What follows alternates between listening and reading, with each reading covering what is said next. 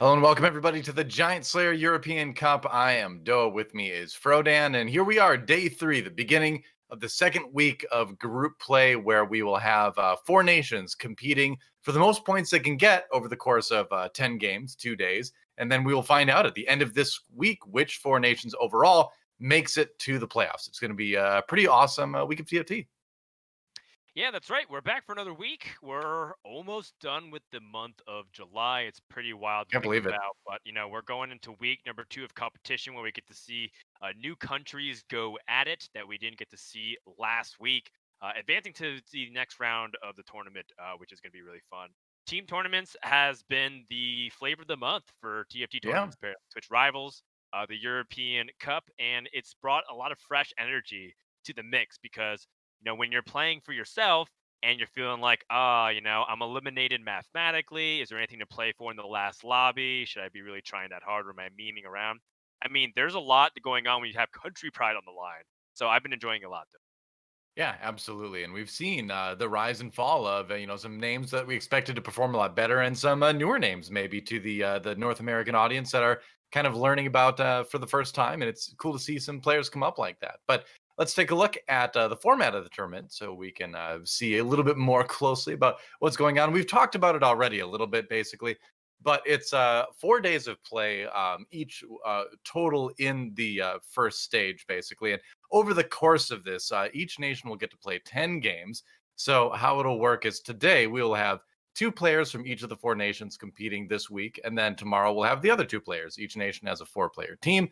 And basically, at the end of it all, whichever 4 nations have the most points overall will make it to the semifinals next week. So, that'll be neat. Let's take a look at our prizes, of course. A little bit of money on the line, but with something like this, the most fun part is definitely kind of the national pride that you alluded to earlier, Frodan, where even though, this may not be like the most, the biggest money cup ever or something like that, it's not going to like change somebody's life, right? But it is a lot of national pride, and that's fun to kind of cheer for in esports. And we just want to know who the best at this video game is. Yeah, that's right. So, as much as there is money on the line and we have a lot of players competing for it, we also recognize fully the regional pride within Europe. We Of are course. already talking about how EU West versus EU Northeast, as well as even just like the other servers in general, right? Like the Russian-speaking community or the Turkish community, they all kind of combine into this nebulous thing that is known as like Europe slash that area, that entire region. So Right. getting that pride and being able to compete for it is, there's a lot on it. And I think last week we saw a pretty interesting series of what I consider to be a surprising result. Portugal had dominating performances over the rest of the field that they were in. So this week, who Yeah. are we going to see be the surprises going into? Well, like you mentioned, last week definitely was Portugal. This week we've got Germany, Netherlands, Poland, and Italy competing. And so certainly lots of familiar names on this list. Salvyyy, of course, from Germany, players like DarkHydra from Germany as well. Tabzz is in there. Higa has been in a lot of tournaments that we've casted. You've got the Italian players today, RyKo Mastery and Luque.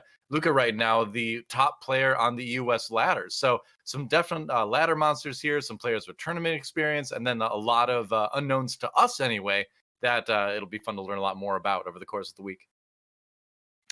Yeah, and I think that for these two countries in particular, Netherlands, Germany, I think they have a lot more expectations on their shoulders. But For if sure. there's anything that we've learned from the last week, we're not going to write off Italy or Poland, as we have historically seen some great players come out from those countries in a variety of strategy games. So, Yeah, I well, know Salvyyy and DarkHydra has all the attention and as well as Tabzz, but don't sleep on these other countries. well, of course. I mean, like we mentioned, the number one player on the ladder right now is one of our Italian players as well. So, a country that people maybe a country that maybe doesn't spring to the forefront of people's minds when they think about top esports countries. Well, right now in TFT, that's where the best player on the ladder in Europe is at the moment. So we'll see what happens. It's gonna be cool to see. And I just can't wait to get the game started, man. It's been a lot of fun to see because what we've seen is that as far as team strategy goes, there's a lot of discussion that goes on, that coordination that goes on between the players during the games helps kind of create more powerful sort of like team synergy units, and it adds this interesting dynamic, right? Where you can't go for the same thing because you don't want to harm each other, right? But how do you pick your comp, pick something that kind of works with your teammate, but at the same time isn't going to totally fail in the lobby? So I would love if we could kind of like, well, here's something you guys can do actually, is you can go and watch the POV streams if you want, because we're sponsored by the amazing juke.gg, and you can see that player POV. You can maybe hear some of the collaboration going on between some of the players. So you have an opportunity, you can watch us. We're pretty cool, but it's also kind of fun to watch from the actual players POV sometimes too. Yeah, very much so. All the people that we are going to be showing you on the central broadcast are streaming as well. We do recognize that sometimes with the lack of a spectator mode, we might not have all the POVs, or it might be a little bit choppy. But of course, Right. this is for some people an opportunity to really start to platform themselves as top TFT players. Like Totally. some people who are competing, they're having streams, maybe like less than 100 viewers, but by doing well in these kinds of tournaments can hope to grow for it. So there's a lot of emerging stars, so to speak, where in years' time, it's going to be really funny when we reflect upon how these players used to be unknown. And then they're going to be like the conversation stars, the headliners, when we start talking about TFT tournament players from Europe. Yeah, this is like the very first days of TFT esports. So it's kind of fun to see some of those names like first emerge, because it's something that you're always going to remember, years down the line. One thing you might always remember as well is winning some free RP. And you can do that if you type !giveaway in chat. Juke.gg is giving away $50 of Riot points to some of our fine viewers today. So definitely don't miss the opportunity to do that. We're all about making memories, aren't we? And getting that skin you've always wanted, getting that little legend, that arena that used to be good for running away on, but now it doesn't really matter, but it's still cool looking arena. You could do that possibly by typing !giveaway. So go for it. Yeah, very much so. Really important that you stay and watch the stream so you can get those opportunities for those giveaways. Right. And just rewarding the loyal fan base of Giant Slayers TV community. I mean, they've been doing so much work. Giant Slayer Yeah. put the podcast. I'm excited for this week's podcast, DoA, with Kiyun. It's Oh, gonna me be really too. great. That's going to be kind of And wild, isn't it? yeah, it's gonna be a fun time for sure. Yeah. So yeah, so we're just kind of waiting for the first lobby to start, I believe, right now. But going into this, last week we mentioned kind of the big surprise was Portugal, right? Where and I think one of the biggest surprises is that all four players were just consistently so good and so dominant. Because in a team's kind of situation where you have four different players, you'd think maybe two of them would do pretty well, two of them would have kind of middling results. That's kind of expected for a roster that large in a game like TFT, just the way the lobbies work out. But Portugal was dominant both days with all four players. And I wonder if we're going to see anything like that from any of the other nations, because it seems like something that's kind of impossible. Like on a roster of four in a game like TFT, like somebody has to have like a less than amazing day, right? Yeah, I think the thing about it is that these are still small sample sizes, but Mm, because you have four players on a team competing across a couple of days, you should be at least considering that part of the sample size. So it's not sure. like France would get unlucky. You need could get unlucky, but if all four players are claiming that they got really unlucky, it's not as likely of a scenario. It is totally Yeah. possible, right? But the idea is that we're giving more control as a team, and they can totally help each other and give feedback. And that kind of dynamic is particularly very interesting.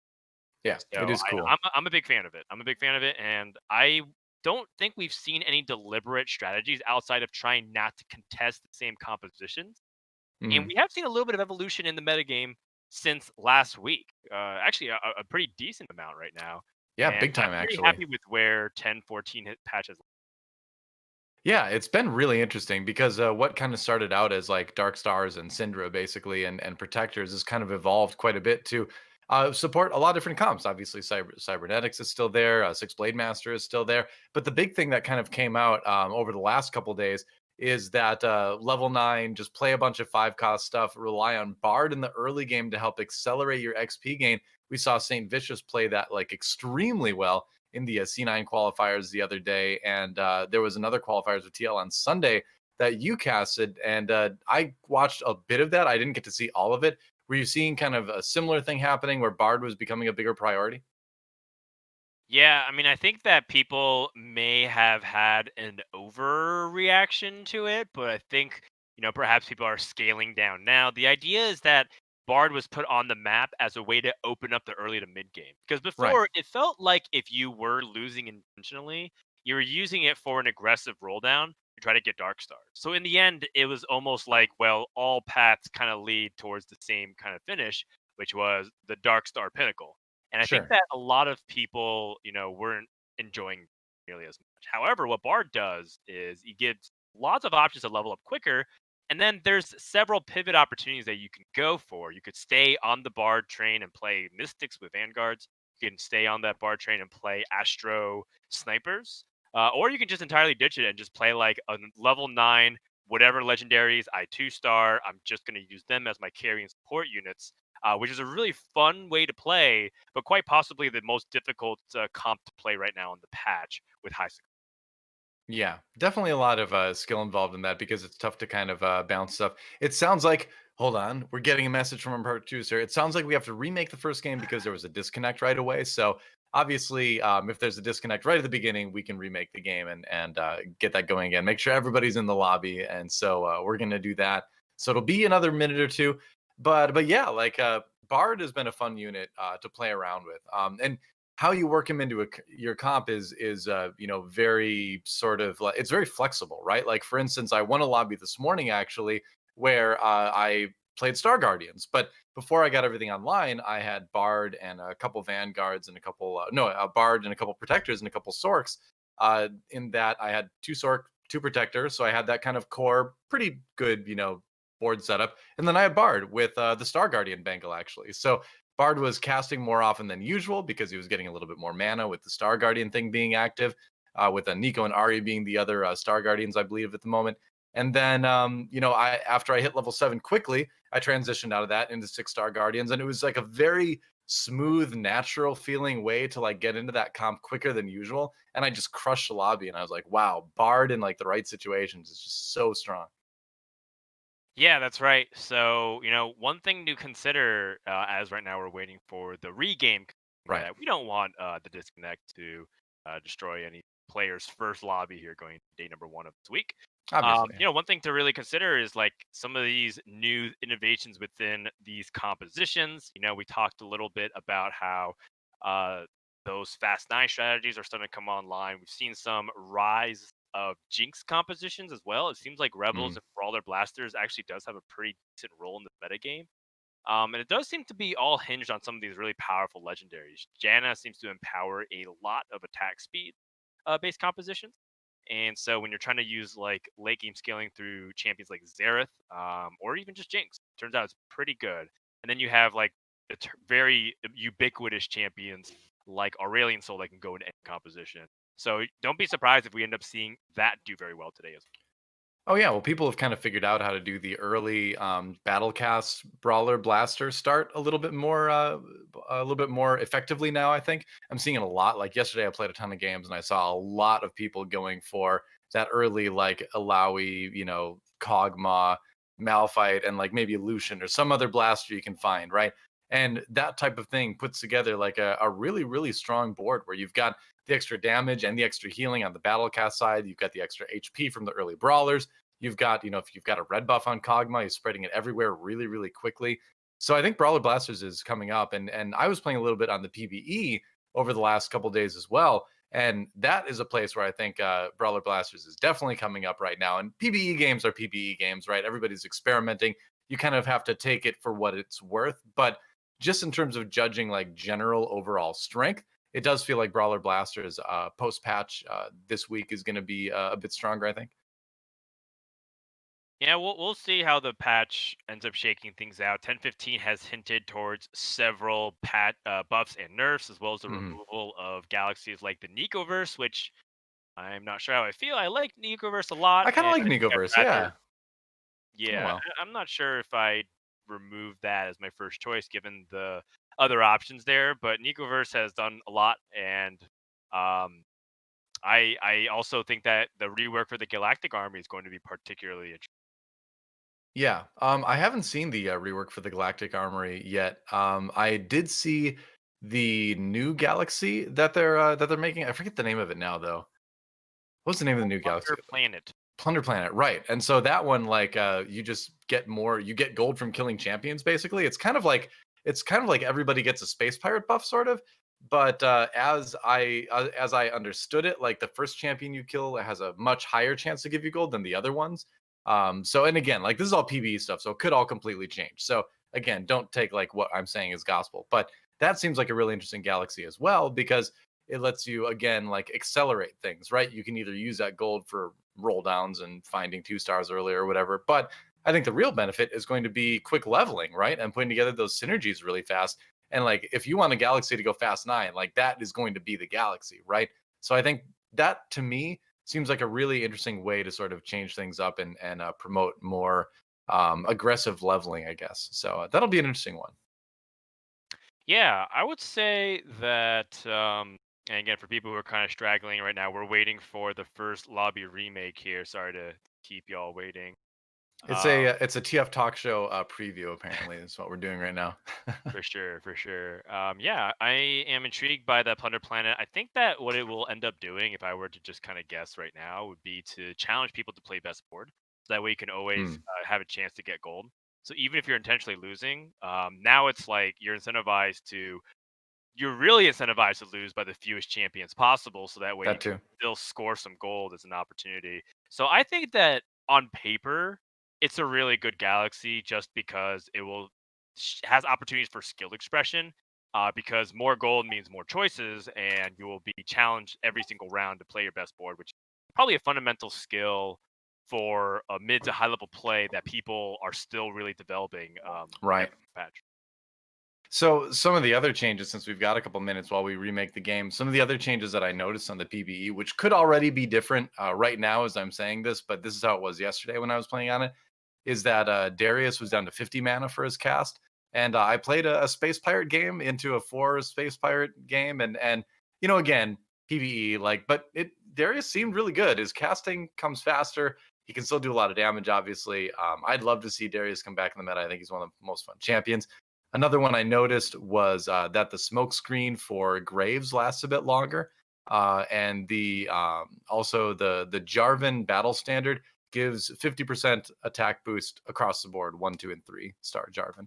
So I'm sure that can be modified by AP probably, but instead of increasing attack speed with star level like it is now, I believe it's just a flat 50%. So that was an interesting change that'll kind of bring Jarvan maybe kind of a little bit more in line with the other kind of attack speed boosting champions.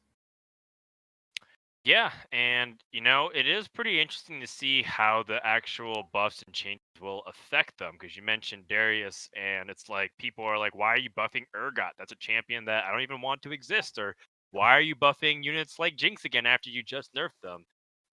We don't know exactly the scale of which we're going to see some of these buffs and changes. Right. They might be very small. Yeah, they might be very small, and hopefully they don't have cataclysmic ripple effects. But here we go. Game number one is finally underway. We're going to start off with RyKo, who is, we're on the Nicoverse, perhaps as a Hey, farewell there we tour. go. Yes, very That's nice. right. So Nicoverse to start things off. Lately with Nicoverse, I've been kind of like trending towards compositions where you can, get a lot of benefit from certain very strong forecast units like the Jin or the Timo or the Gnar or something like that. But I think there's a lot of reason now to use your Nikos on 3 cost carries. We're definitely in a meta where a lot of 3 cost carries are very effective. So using it on something like a Cassiopeia or a Vayne seems pretty warranted these days. Yeah, you've seen people use it on Shaco immediately and help Yeah. streak there. So yeah, I think we are in an era where 3-star carries are pretty important because you get access to them as early as the first drops of the game. So like if you find Bard, immediately Nico that. If you find Shaco, Yeah. Cassiopeia, Syndra, and you have like the ability to win streak, by all means go for that as well. And I think a lot of people might think, well, don't I want to 2-star a champion that I want to be the defining carry? And you're right. That would be the ideal scenario, but at the same time, the question becomes how much HP and gold are you willing to trade in exchange? And Right. so I really like that idea that you brought up, which is trying to identify early tier 3 carries and using them as the backbone of your composition early. And also just think about how much pressure you apply to everybody else. When you have that dominant of a board, chances are you're going to lose like one or two champions as opposed to almost your entire army in the mid game. And you're going to be dealing, 5 to 6 more damage on average per round to every player. And that really adds up. Yeah, it definitely does. And I think just in the Nicoverse games that you and I have casted in tournaments recently, it's the players that are sort of thinking of it in the, more or less old-fashioned way of, or I'm gonna only use this Nico on a 4 cost or 5 cost. Those players usually end up dropping very low in the lobby very quickly and having a tough time recovering. So I'm not saying that's impossible to play like that, but you definitely open yourself up to much more risk in a meta with so many lower cost carries that are worth using that Nico's on. So Ruka Mastery, just selling a lot of stuff, going up above 10 gold. So just doing what he can to make sure his economy is rolling early. And he's got, a couple units that can maybe send him towards Shredder a little bit. But with these units, with these items, you're really not committed to anything in particular right now. Yeah, the 2 item gold opening is very open. And I think a Yeah. lot of players feel like this is a good opening because you can utilize that gold advantage early. However, the downside of it is you don't have slammable items, generally speaking, unless you happen to get like a perfect 2 item combination. And your power spike isn't going to be significant because you're incentivized to level aggressively in order to start win streaking. And here, RyKo Mastery has chosen, I'm not even going to bother with the win streak. I'm just going to go ahead and take this loss. I mean, with Darius, Jarvan, and Isaiah, there's really no synergies early on that can give him that power boost. So it looks like Yeah. he's dedicated to at least losing the first few rounds. Yeah, I think you kind of have to because, like you said, just not really finding any of those early synergies. He's got a couple Fioras. He's starting to put together a couple pairs. Cybernetics, I think, is still fairly decent build. It may not be S tier, but it's still something that can win lobbies, something that can perform well in lobbies. So maybe you want to see where those Fioras go. Otherwise, something like a Blitzcrank is kind of, yeah, I was going to say that's kind of tempting to pick up as well, just because that might help you maybe kill a unit or two because of all that crowd control. And so you want to lose, but you want to at least take one or two down with him. But wow, an early Ash for a Salvyyy actually gets grabbed by the Blitzcrank, but that's generally a pretty good thing to see. One of the few 3 costs you don't Yeah, sell for gold, really, I think. this is interesting to me because Oh, I think if I was in RyKo's position, I would have sold to 20. And he, hmm. he basically accomplished what he did, which was kill a couple of units and continue losing. So I think those were his primary goals. Yeah, But I think there was a way to do it while getting to 20 gold as well. And I think it would involve him taking some riskier strategies like selling his Zaya too. But like again, the difference between having that extra gold interest this early would be massive, right? Like hitting 20 by stage 2 often means you're on a path to hit 50 before Krug. Like as you hit roll into Krug, you'll get 50, so roll into 3-1 with like 62 gold or something like that, and then you'll be able to like even do the pull strategy of like double level aggressive roll and then Nico something. And right. I think that like that now that path is actually closed. I know that might sound like a pretty dramatic thing to say, but like I don't think he can do that anymore. Solely because he's behind, or at least if he does do it, he's going to have a lot less gold. Well, if he sells a Darius and hits 20 that way, which it looks like is going to be the plan, at least you're going to get a little bit closer. But you're right, because if you think about if he had hit 20 last time, he would still be losing, but now he would be like hitting 30 something gold, right? So you do accelerate much quicker. And that's a style that like I've been resistant to for a long time because I just don't like losing rounds at all. But I'm more and more getting won over to this idea of turning a lose streak. Oh boy, into 50 gold by 2-5, but we've got a spatula carousel. All right, it's on now. It's gonna be an interesting game. Yeah, and it's particularly interesting because a lot of these spatula-based compositions, I mean, they don't really exist right now in the form that we think they are. Like in the past, if you got an early spatula, maybe you just commit to a blade master, and play Bang Bro. Or maybe Sure. if you got an early spatula, you're like, okay, I'm gonna go cybernetics and try to hit that Aurelia. Now those compositions don't feel super reliable to play, and in a way, could end up making some players' plans deviate to the point where it costs them as opposed to help them. Yeah, for So I sure. am curious to see how that goes. Checking in with another player. We got Higa. who has that early Bard 2 using that Nico's immediately on it. A strategy that we've seen implemented more and more and is pretty fairly common at high level now. I love it. And he's just racking up that EXP. Yeah, Higa from the Netherlands, using the strength of the early Vanguard Mystics, plus a little bit of carry potential from the Cassiopeia. So one of the things you could consider is you could go Battlecast Spatula just to have another Battlecast in this composition late game. It's not going to be very strong at 2 Battlecasts, but it's a Spatula use at least. Um, but you probably want to save that rod for something like a Morel Nomicon, so probably not going to happen. Just trying to think of like ways you could use the spatula in these situations. Dark Star Spatula is probably going to be one of the most common ones, just given the meta, I suppose. Infiltrator Claw for Aurelia is still very good, but like you mentioned, Cybernetics just isn't a build that people are playing as often. Wow, how about a free Jarvan 2? That is a huge hit, no matter what build he decides to go for. That hitting that kind of changes your mind a little bit. You're like, all right, well now I've got the Shaco, I've got the Ash, I've got the Jarvan 2. So now you're starting to maybe think Dark Stars here.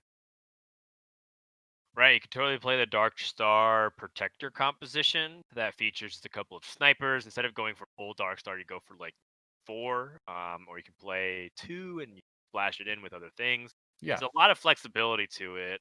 The important thing is Higa hits 20 gold, which I believe if he wins, he has a very clean way to do that by just selling even just a Cassiopeia instead.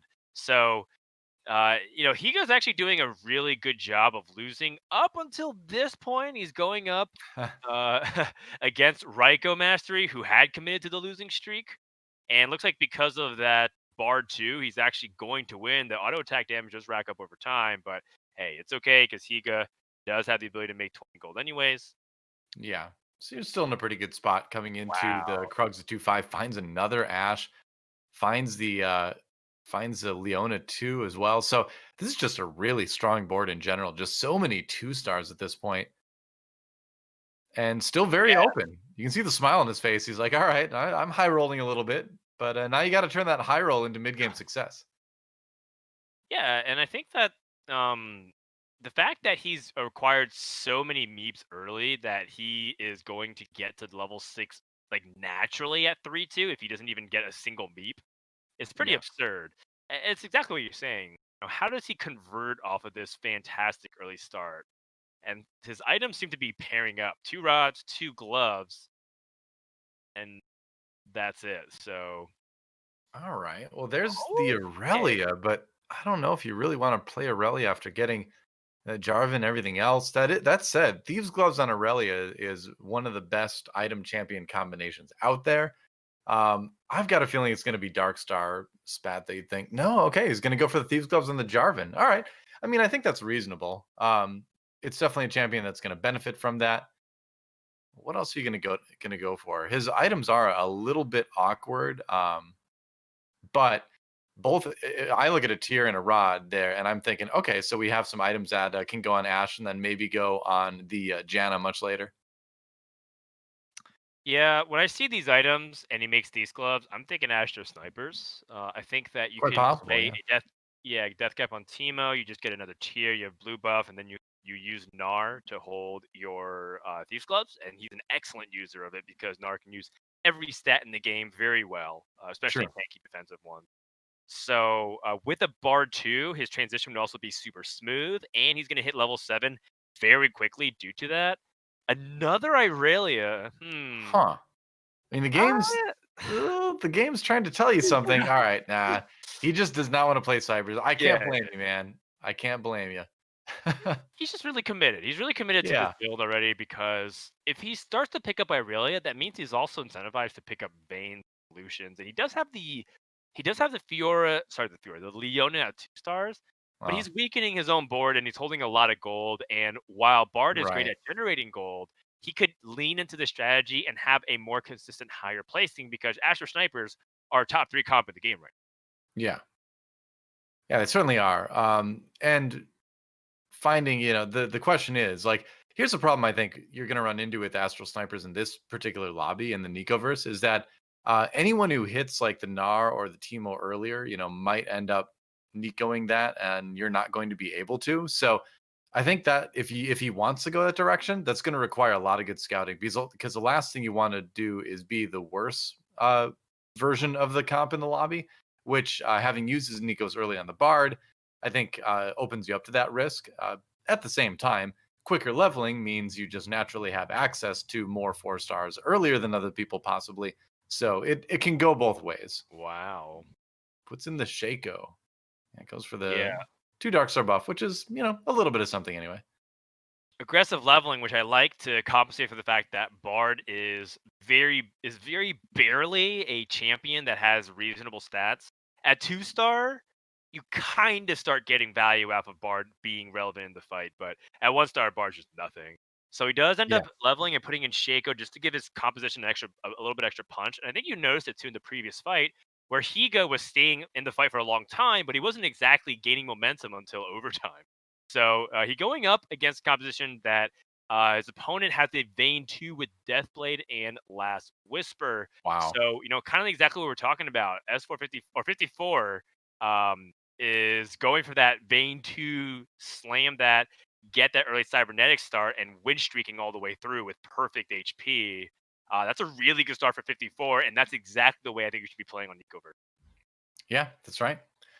54 from Germany. Salvyy's partner on the day as far as the lobby goes. Both German players, number 1 and 2 in the lobby right now. Let's see what the carousel ends up being. All right. RyKo Mastery ends up going for the gloves. He wants to tier so bad, and he gets Yeah. it. And here's the best part: he could actually play 3 Astro right now, and even Yeah. capitalize off of it. Well, 'Cause that he has would power up a the Bard too, so that's a good idea. Yeah, exactly. I think that in this scenario, Higa isn't turning the winning. He's not like converting off of a win streak anymore. I think part of the reason the level was because he started to win. Um, and now he can justify putting it in. I do think that you might even go as far as to like start putting items that you put on Teemo onto Bard. Or sorry, onto the Gnar. Like you can make blue buff right now Mhm. on Gnar. When you find Teemo, and you find another Gnar, you make that switch. Yeah, for sure. Um, and you don't sweat it too much. So I like this Astro inclusion right now. I would very heavily entertain the idea of putting a blue buff on him, give him extra mana to cast. Yeah, I think you're right. I think you can make that swap very easily. Just having him go to super or go to Meganar form a little bit quicker definitely gives your board that extra boost of power that you're looking for right now.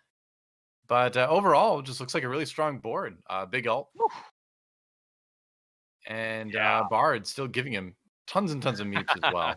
So fighting Luque, the number 1 player on the EU West ladder right now from Italy.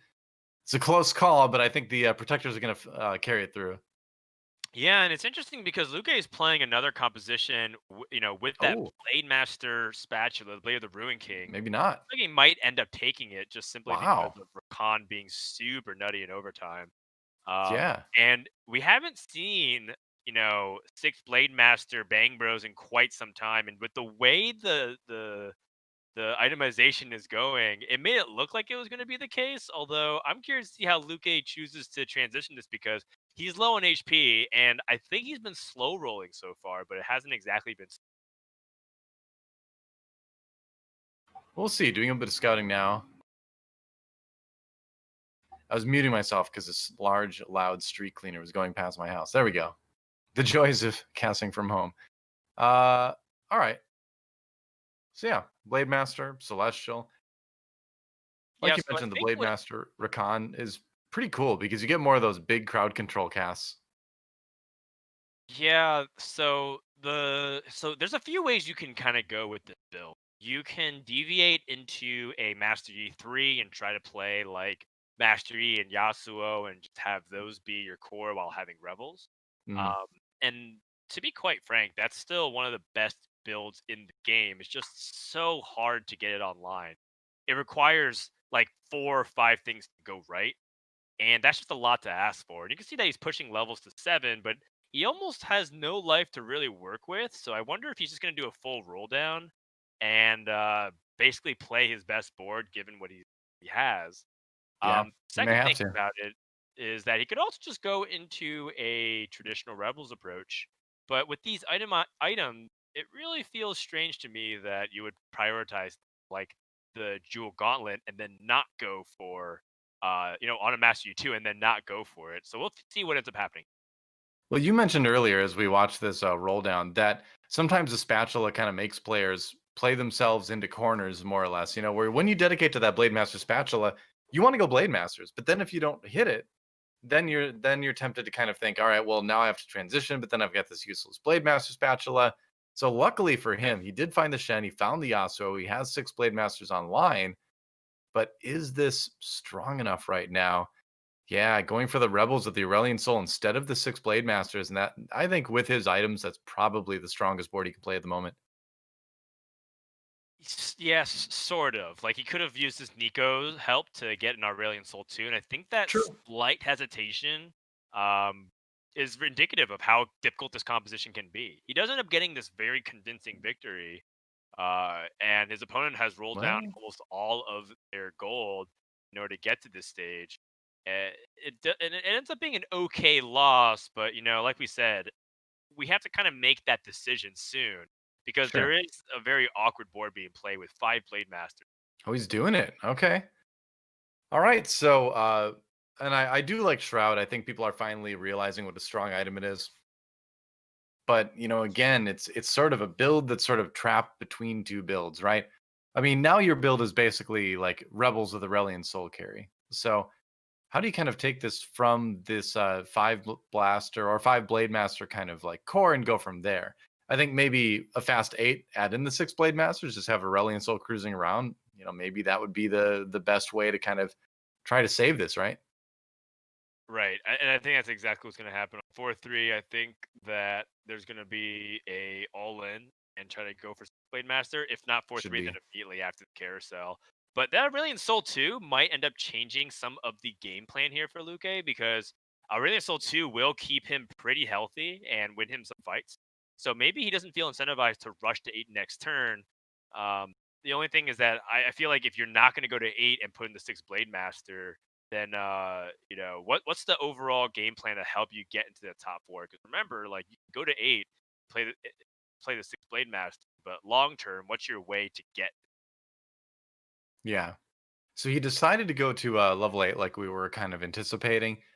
Gets to put the Shen in as well. So you've got the 6 Blade Masters now. You've got Jarvan speeding everything up. And then you've got Aurelion Soul doing Aurelion Soul things, draining mana, also drawing the targeting of other champions away. So we'll see how effective this is. Interesting board. It looks like a bit of a battle cast protector kind of a mishmash board on the other side.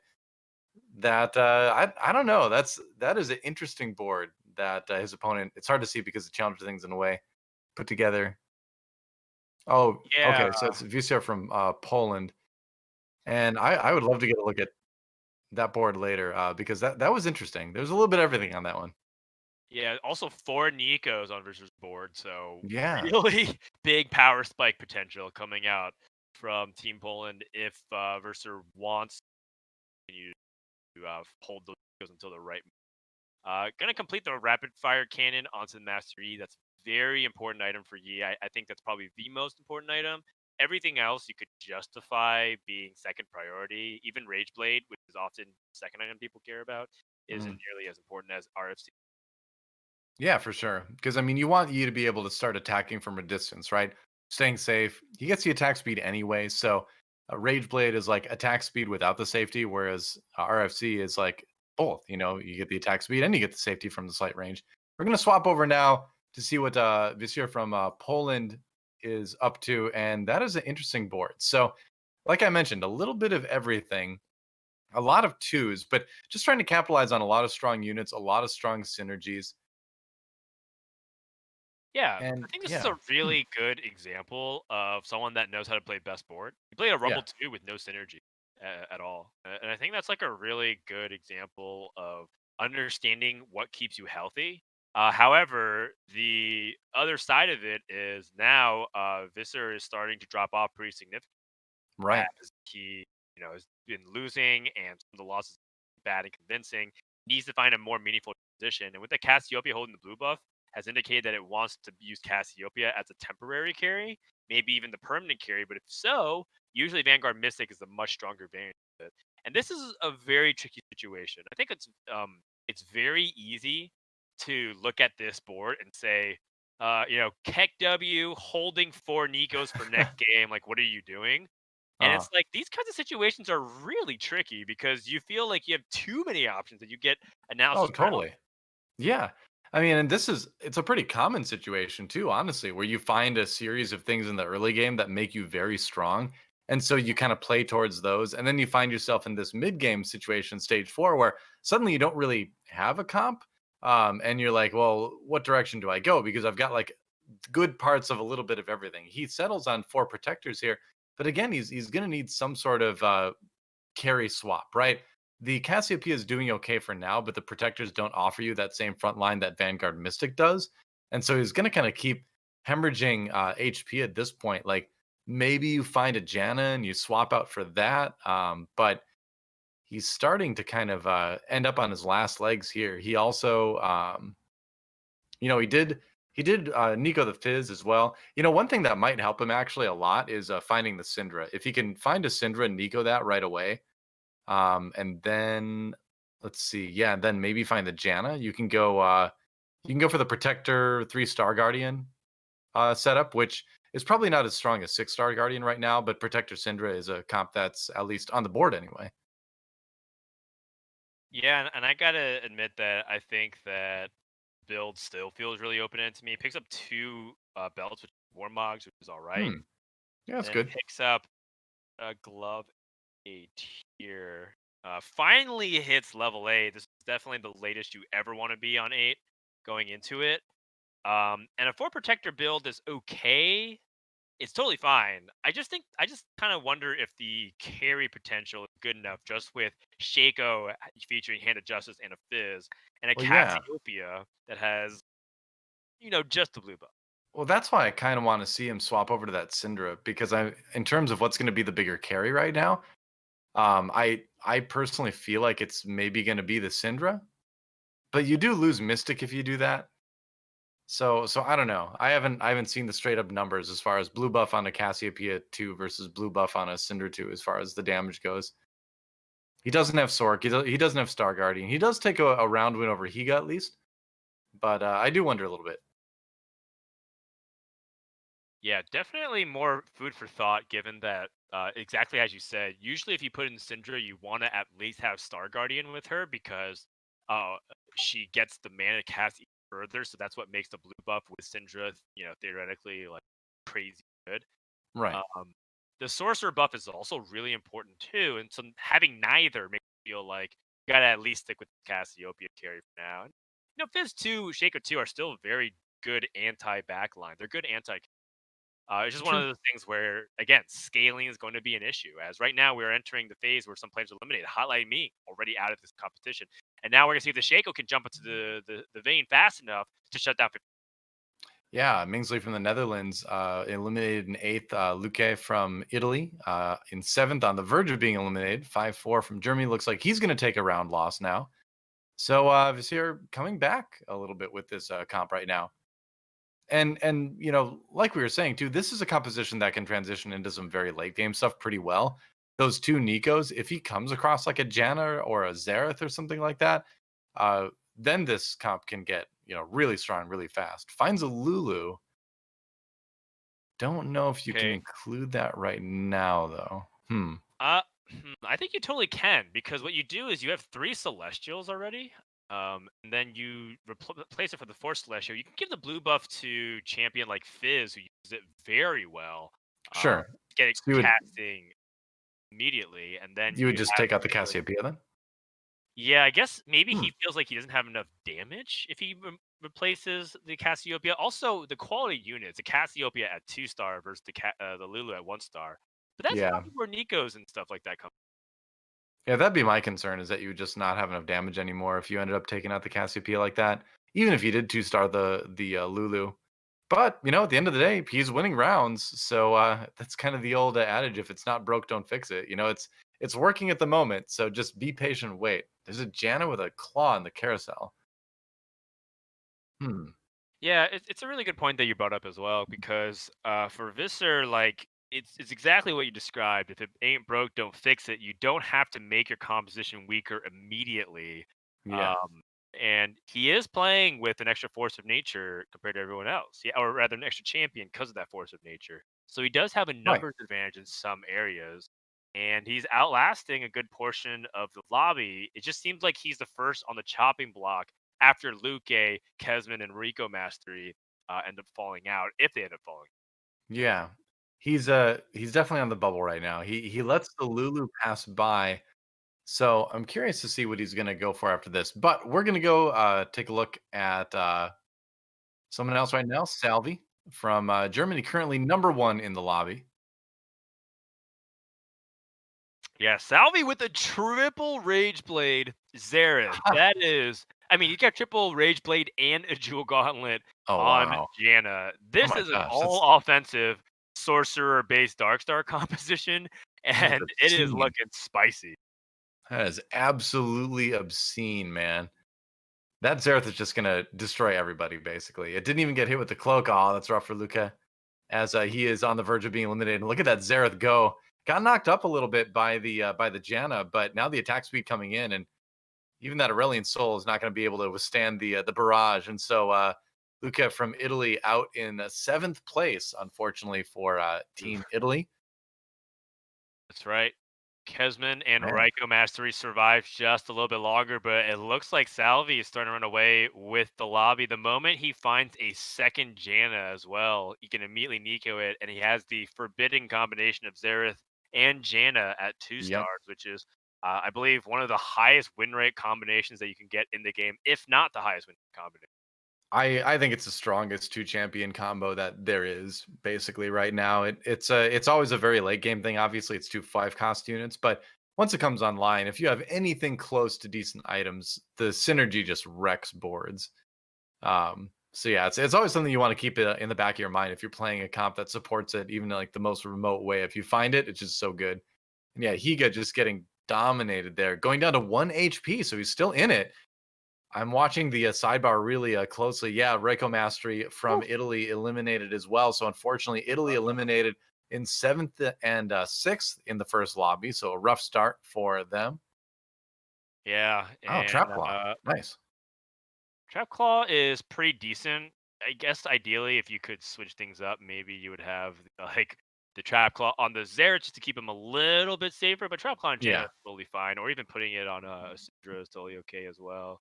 either I one. mean, Salvi is very close to finishing his composition. He's missing one Janna, and that's it. So Salvi looks like he is in prime position to finish this game on Oh my top. gosh. This is a Finds fortunate another I was Nico. talking about. Oh, there we go. Wow. Yeah, he can just get that Janna 2 right now. That's huge. He's seeing if he can find something naturally first, which is what you want to do first. You don't want to use a Nico unless you have to. Don't think he needs a Thresh 2 here. Yeah, probably not. Puts in the Urgot, swaps that out, still maintains 2 Celestial buffs, so that is fine.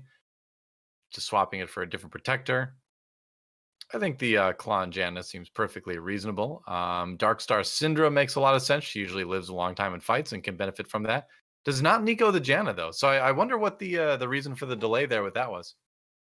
Yeah, I don't know about this swap to be quite honest. I think that he might have missed the fact that he's dropping Celestial, which is kind of a big deal when you're starting to do big bursts of damage to Oh, he help did keep drop it. yourself You're in the right. fight. But Yeah. I mean, he's overwhelming in such big numbers. Kezman bites the dust. So with that, our top four has been set. Visser and Higa both hanging on by a thread of 1 HP. And looks like it's Salvi and 54's lobby to fight for first and second place. I think so. Yeah. Germany battle. Meanwhile, we've got a visitor from Poland and Higa from the Netherlands. The rest of our top four. That's right. But Complete German I'm just domination in lobby one. apparently, yeah. I'm just really surprised he's not using the Nikos on the Janna. Like, what is he waiting for?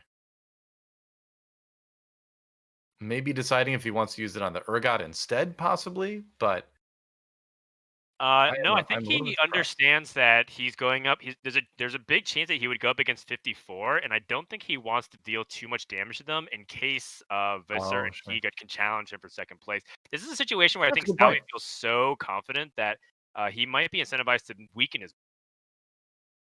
I mean, that's a fair point. He's got a lot of HP to burn, and if they can work together to just force Visir out of third place, or make sure he goes out in third place, that is, then that'd be good for Team Germany. Kind of debating on what he wants to use that Thresh for. Sells the Syndra actually, which at this point in the game, honestly, you probably don't need that as far as damage goes. That is logical. Okay, yeah, it goes for the Dark Star Ash and playing against a Ghost. So kind of best case scenario because that means the German players aren't playing each other. So things kind of going Germany's way in lobby number one for sure. That's right. Things are looking very, very good so far. Germany in full control, and Yep. Salvyyy and 54 both now secured top two.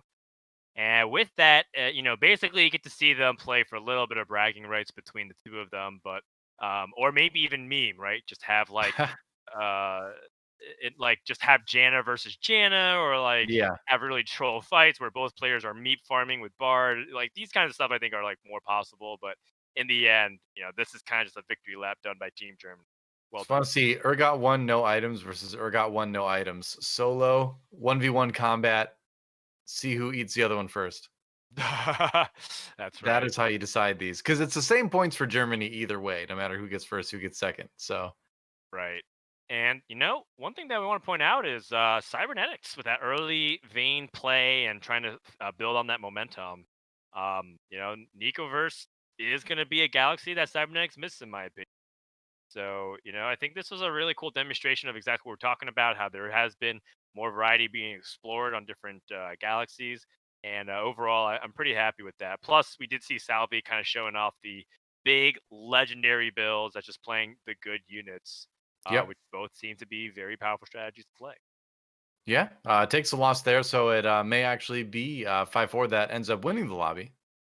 We will see. I don't know if Salvy can maybe reposition, but like we were talking about, he's probably not super concerned about it. Probably wants to win for bragging rights, like you mentioned, but it's not a huge deal either way. Yeah, and it's more of like a thought exercise. Like, how would you beat Cybernetics? He's like experimenting with a bunch of stuff. He was thinking about splashing Ezreal to see if maybe that EMP makes a difference mid fight. Doesn't really do so. He's going up against Echo 2 Fizz with the Fizz 2 and an Irelia. It's just a lot to overcome here. And overall, it feels like 54. If the Echo can just jump onto the Zero that has increased attack speed, that Zero's going to die real quick. But it looks like Salvyyy managed to Whoop. get the Janna ults off and positioned correctly for it. So big damage adding against 4. It was like the alley oop, man. I think like Jin Zhao knocked her into the air and then Urgot like pulled her out of the air. Yeah. It's kind of a funny interaction. Static Shiv for a 5-4. We'll see what Salvy's looking at. Looks like Redemption, which is not a bad item to pick up late in the game. Yeah. Redemption, pretty solid. You put it on someone that you think is going to die pretty early. You want them to cast a little bit quicker. In this composition, I'd probably put Redemption on someone like Lulu, and that gives her a little bit more health to intercept infiltrators. And then because she has Sure. that extra mana buff, she usually can be able to cast. And people like Fizz and Shaco can't burst her that quickly unless they have the Omega items and they get the. Yeah. Another Nikos. So Yeah, it is just raining Nikos for Salvi. He had so many already. no. And in the end, he Up can the use rest that of us. to Nico's what? His Syndra, I guess? Or no, he doesn't even have a Syndra anymore. Yeah. Sells it. Aurelian Soul. It's Yeah. funny because what do you even want on your bench versus this too? Seriously. Salvy's kind of like making his Thresh bench kind of weak. A little bit of a swap at the very last second for 54, but no such thing. I Oh, that's like it. smart. Waited for Right. the round to start so that he could Nico's the Aurelian Soul to create a second one for Thresh to pull in from the bench. That's a funny little tech there, but looks like it may not make a difference in the end. Yeah, But very amusing to me that these two players are trying so hard, but this was like death I for like it. Salvyyy, and Yeah, that's that's gonna right. do it for game number one. Yeah, so 5-4 from Germany taking first place in our first lobby. Salvyyy from Germany as well taking second place. So Germany on top, one game in first and second place for them. We'll take a look at the standings in a little bit to see where everybody else broke down. But certainly the some of the best players we've seen in tournaments previously kind of stepping up. Salvyyy being a big one there. But ladder monsters like Luque down at seventh place for their exit. That said, it's Yeah, only one game. Let's take a look at the scores. And, again, one game down. That's all it is. One game. But we'll see where things go from here. yeah, it's just the beginning. Luque tried a pretty risky strategy. We've seen some players in Korea really have success with Blade Master, Master E carry. It wasn't really happening in this lobby. I'm pretty No. sure Luque will bounce back. But the bigger story is the countries and where they stand. It's not just Luque bottoming, but again, the bottom two. It's RyKo Mastery right behind him at Yeah. six, which is devastating for Italy. But it's only the first lobby, and we've got a lot more. Yeah, that's true. Looking at Poland, pretty decent finish at third and fifth, so kind of the middle of the pack right there. That's not too bad. Netherlands suffering a bit more. Higa in fourth, but Mingzli all the way down in eighth. So that will result in not the most points ever for them, but certainly a situation where any of the countries have a chance to come back, even Italy, because again, only one game. And we also play 5 games a day, which is one more game than usual in a lot of these tournaments. So you have that extra opportunity to get some more points at the end. Yeah, for sure. So let's go ahead and wait for that to get underway. But in the meantime, I do want to also highlight that Germany with an 18 point start is looking really good relative to the other lobbies. If they can do that, maybe even just one more time today, they might even come out just on day number one on top if they just Oh, have that's average, huge. low average finishes. Yeah. I mean, they have a chance to, go for the nation leader if they keep up this kind of performance, which right now is Portugal. You can see, excuse me, our results overall. Portugal at number one, Spain close behind at 100 points, France and Sweden down a little bit farther. And France and Sweden seem like the countries that are going to need to be worried the most because at the end of the week, whatever countries are the bottom four are out of the tournament right now. So if you are the two bottom countries from week number one, France and Sweden, you're watching this week just praying that that score is going to be high enough to keep you in the top four. Very much so. And I think that it's been really impressive to see some of the countries do well as a team. And, Germany doing very well so far. Yeah. Another thing worth considering was that I don't know what it was, but that was probably the most amount of Nico's help I've ever seen in the game. There were a lot of It was extra like ones out there. Yeah. it was like Salvy had like Nico five or verse. something. Every round you get a Nico. Every stage you get like a Nico's help. It's like what? I want to play in this galaxy.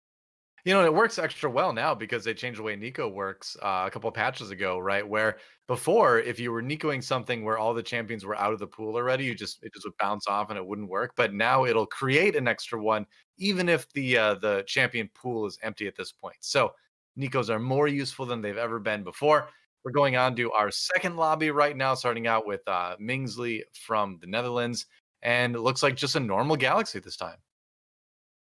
All right. So with that, normal galaxy, but anything but normal, given that they get a pretty unique start with having items in their disposal. It seems to be the Yeah. tier two items where you get some very decent support items, like Gunblade, Luden's Echo. Nothing that like deliberately carries, but there's a couple of them in that bash that are very good. I think Warmog's early is like a super powerful win streak item because it just means your front line won't really die in the first half of the two skirmishes unless you're Right. at the triples that hit.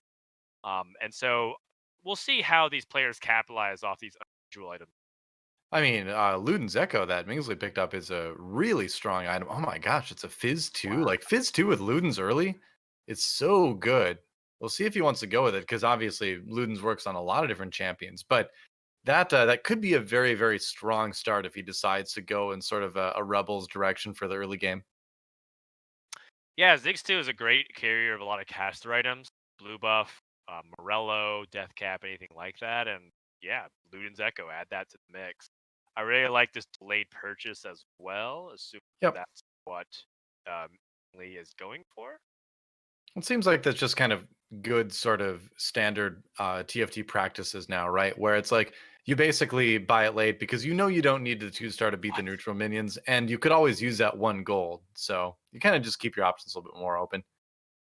Another tier. Insane start. He can play Wow. 3 rebels Yeah. with one of the best in slot items. Finds another tier on Ziggs. I would basically declare mingzli and defeat stage 2. Like, it's absurd. Like, Yeah. if he finds another tier, because then he just has all the good items on Ziggs, and assuming he protects them, Yeah. Finds a Nico's as well. Finds a Nocturne, crucially, to give Zed perhaps that buff.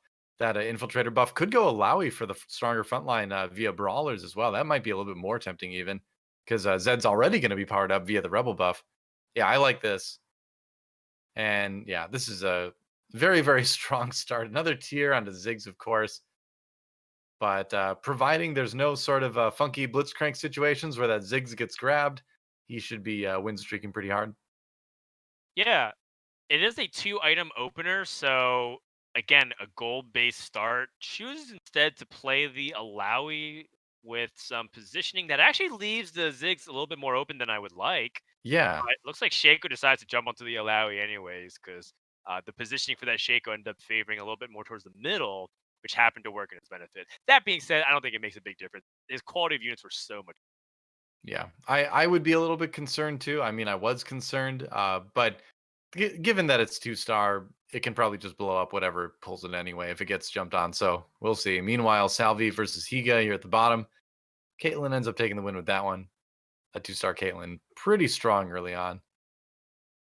All right, another Zed. Yeah, I think at this point you're thinking about 3 different things, right? You're thinking about possibly Star Guardians, you're thinking about possibly Teemo like Astro Snipers, and you're thinking about possibly Vanguard Mystics because all 3 of those generally tend to use the item start that you've got on Teemo. The Ludens being the exception, but definitely not a bad item to put on any of those champions. Yeah, I think it's really important to recognize in a game like TFT what happens when you don't get the ideal scenario. The ideal scenario is that third item that many of these casters for Teemo and Syndra and Cassiopeia and a lot of casters that love the mana and ability power scaling. That third item is more of a luxury. Do you get rapid Yeah, fire cannon? Do you get death cap? Do you get a protector chest? like a Uh, GA or something sometimes. yeah, Ludens is totally fine, and I think Yeah. that what's important is to recognize like the state of the game. Not gonna always get the. That's why this genre is popular because you have to constantly like adapt game to game, and it's never 100. Yeah, it's super fun. All right, so could pick up another Poppy here. Poppy, one of the less important Star Guardians out there. He's still kind of gearing towards, still kind of gearing towards that Rebels, Brawlers, Infiltrators direction right now. And in this situation, how do you approach it, Frodan? I kind of just wait, and I've got like 3 comps in mind, and kind of whatever I seem to hit the most of in like the early mid game, that's kind of the direction I end up pushing. Yeah, I go a step further and I try to secure a win streak. I know that right now he's holding on to pairs and whatnot, but I think he's holding a little bit too much because he has a gold start. I would love to capitalize onto it by even leveling to 5 here. I know that sounds pretty silly because it seems like he's trying to favor going to 10, and he does end up going to 10. But I like that extra look at an early unit for a tier 4 that could potentially hold it. Like there's that 5% chance you spike Teemo and you're like, okay, like this is. Yeah. No, Uh, I totally agree with you. I've really become a big fan of pre-leveling on this round specifically to hit a possible 4 cost coming out of the carousel. And when you're already win streaking like this, hitting that 10 gold isn't quite as important as it usually is. So, right. he could get so he's last pick in the carousel. So we'll see what he ends up with. We'll also see what he's listening to. Hmm. All right. That's I A don't know any of secret those songs. playlist. ZZZ featuring a bunch of EDM, I guess, Beautiful. or whatnot. I'm not. I didn't get a good look at it because it was very quick. Either way, yeah, it's like you said, he's the last pick on the carousel, and this is actually another thing too that the reason why I would consider that pre-level kind of important because when you have a 2-item gold heavy start, you don't really get as big of a power spike because you have fewer options for the items in the carousel. He Right. does pick up a second Ari, so if he somehow spiked that third Ari, he'd be in a really good spot. But he's kind of introduced in that same spot as he was before, which is should he level versus commit to with a win streak. And so I look forward to see if Mingzli continues that path, which looks like he has leveled and played the Rumble. That's right. Meanwhile, we're moving over to 5454 from Germany, the winner of our last lobby, this time having some very, very, very strong items on Jarvan early. Wow. Check that out. Ionic Spark, Warmogs, the Shroud is great. That is a complete Jarvan right there. Yeah. Arguable that those are the best in slot items. You might maybe debate if Bramblevest versus Ionic Spark is the best. Yeah. It really depends on your composition if you're trying to output magic damage versus the texture of the lobby if other people are playing a bunch of attack. Yeah. It's not going to stand up against Visor, who did also level to 5 and has a Nocturne 2 with some pretty hard-hitting items. So, another loss despite playing aggressive. This is something that I think I struggle with personally, which is I'm leveling, I'm trying to keep up, but I'm win-lose-win. I'm doing the win-lose switch pattern, and it's been very hard on my economy. So I am particularly intrigued by 54's position because I find myself in this a lot of times when I'm playing in higher elo lobbies. Yeah, so we'll have to watch kind of how he plays out of it. You can see him using the silhouette to target the shroud, and you can do that pretty effectively. He knows who he's most likely to play. Successfully hit Salvyyy with a pretty big one, hitting his teammate the most effectively. Maybe not the thing you want to do, but at least it's going to be a round win for him anyway. Sorry, Salvyyy. Sorry, teammate. Yeah. So that kind of does happen at time to time. I was kind of like looking around the other people's boards, but it seems like he's not the only player kind of struggling with this. Salvyyy is the only player that seems like he is committed fully to the losing streak. 40 gold before he reaches Krug, should be hitting 50. But everyone else outside of Ming is kind of in this holding pattern of not being able to put on that meaningful win streak at the moment. Yeah. Well, we'll see what the Terror Bursts drop for 5454. He's got tank items that he's looking for. So now the question is, what are the damage items going to be? Is it going to be something that supports the Ashe, or is it going to be something that supports the Shaco at this point, or maybe some starting items to go towards a Jhin? We'll see. Maybe he just finds gold. I think from this perspective, you would want to try to Ooh. second Shaco. I think that's a sign. That is Yeah. a sign. I think I'd be tempted to sell a 30 as well. I know that there's a lot of really important units, but I feel like what's going to be important here would be the stage 3-2 roll down if he ends up going for it, because he's so close to completing a lot of really good synergies. And if he finds a way to get to the 2 stars for units like Shaco, finds an opportunity to stabilize while having 10 gold, he'd be able to be in a pretty good position to cement his spot in the top 4. Yeah, and looks like he agrees. Selling anyways out to 30, which kind of like in hindsight, if he knew he was going to do that, I think he wanted to see the next shop. If you want the next shop, definitely influenced the decision. But it was definitely a food for thought where, like, if you're introduced to a situation like this moving forward, I'm pretty sure 5-4 would consider selling a lot. Yeah, I would imagine. Hindsight is always 20/20, at least. Right. He's going to struggle to win this one, I think. Yeah, it's okay. I don't think that it was like really destined for success with this board because he has a bunch of 1 stars, especially when you're going up against the Ashe that has Shojin. I think the important thing to focus on if you're at 54 is what do I want to build around this Jarvan? Because it's so open. He could play snipers, he could play the sorcerers as you were talking about. He could simply go for protectors. Yeah. So he levels to 6. Is he going to roll at all, or is he going to eco? He has 2 Syndras and 2 Shakos, and he has like an extra rod. This is very open still. And I don't blame him for being in a tough position if he chooses to instead wait a little bit. I mean, what would you think about just rolling 10 gold? Just go down to 20, see if you maybe hit another Shaco, another Syndra. I don't know. I'd be so tempted to do that in this case because, like, you're at 75 HP, you're starting to lose a lot of rounds, you're so close to finding something that could start to turn it into your favor. But you don't want Yeah. to lose that economy either. So I'm always tempted to like throw 10 gold in there and see what I get, but I always feel bad doing it, you know? Yeah, I would say that his health is actually pretty good, largely because he's been using Jarvan as his like actual carry. He's a tank, utility, and carry at the same time. He's been Mm. killing the most units. So Yeah, even it's been though he's working. been losing a lot, he's still been competitive with his HP, and he actually ends up taking the win with which is great. Like the whole point of rolling down is to get stronger.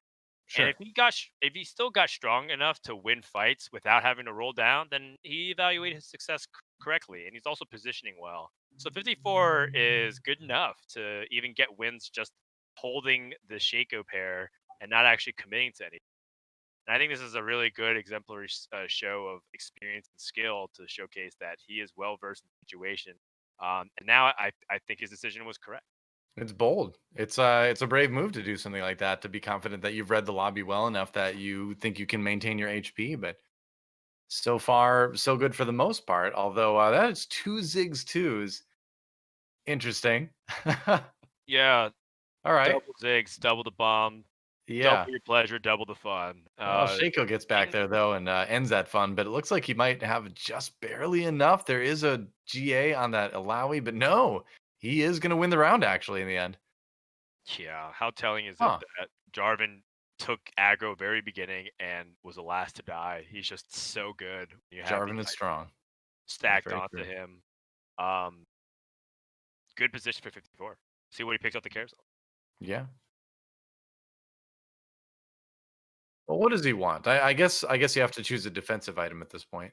So probably not what he wants, since he's got enough defensive items on his carry. You'd want something offensive now, but you could use that chain vest to go towards a GA or something like that, possibly. So we'll see. A GA on like your Syndra or your Shaco is obviously very good. So I would imagine that's kind of the plan. Yeah, I think that in the end, despite him having a Shaco pair, he's still not super committed to the Shaco carry. Finds a second Ashe, finds a Chase. Hmm. I mean, he's got pairs. I He's mean got so the many pairs. sure. The GA could work fine on Syndra if he still had it, but he sold the Syndras, so seems pretty committed. But we'll see. We'll get back to that a little bit later. Right now, we're gonna check out what Kezman is up to.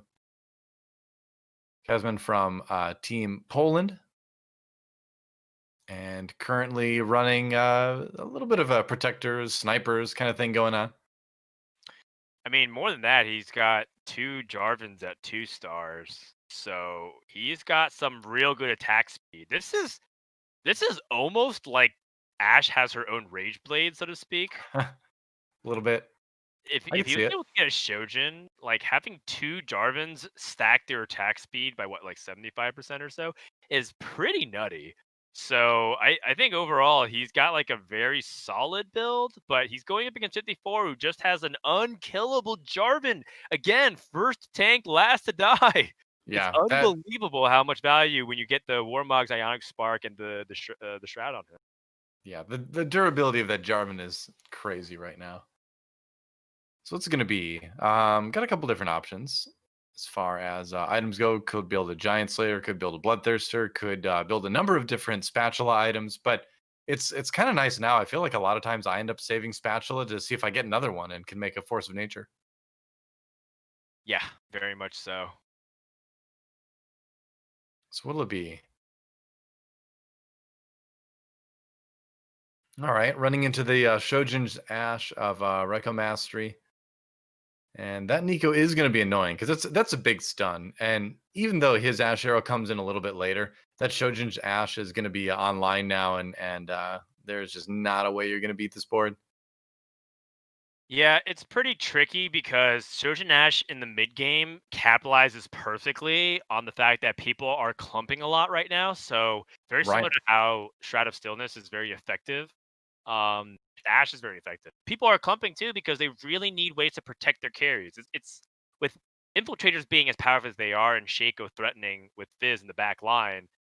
You really want to try and protect your carry as best as possible. However, the more you stack defense line around them, the more vulnerable you are to things like the Ash and the Shroud. So it's a pretty interesting like rock paper scissors wheel dynamic going on right now in TFT with positioning, which I think is a good thing ultimately. Yeah, I think what it does is it promotes more scouting. It promotes more better scouting, right? Where in order to decide how you position your units, you really need to know what you're running into, right? If your lobby is very infiltrator heavy, then you need to, clump everything up, but also watch for shrouds. If it's not very Yeah, infiltrator heavy, you can spread out and then just kind of, orient yourself around their board, So yeah, anything that increases the importance of scouting, I think, is a good thing. for sure. So many items, Um, though. It's gotta make yeah. something.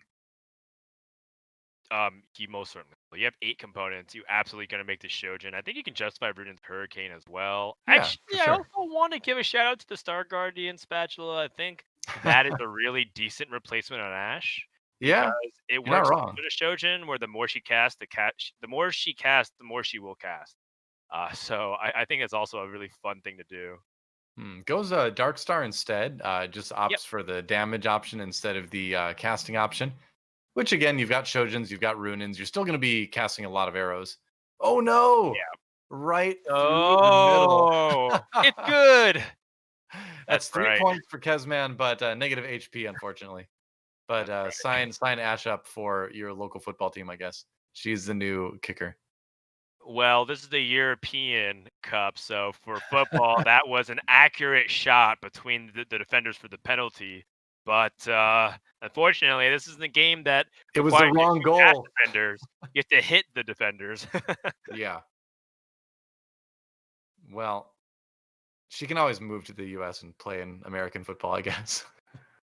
Yeah, that's right. Maybe she'll Uh, get kicked out of EU after that arrow.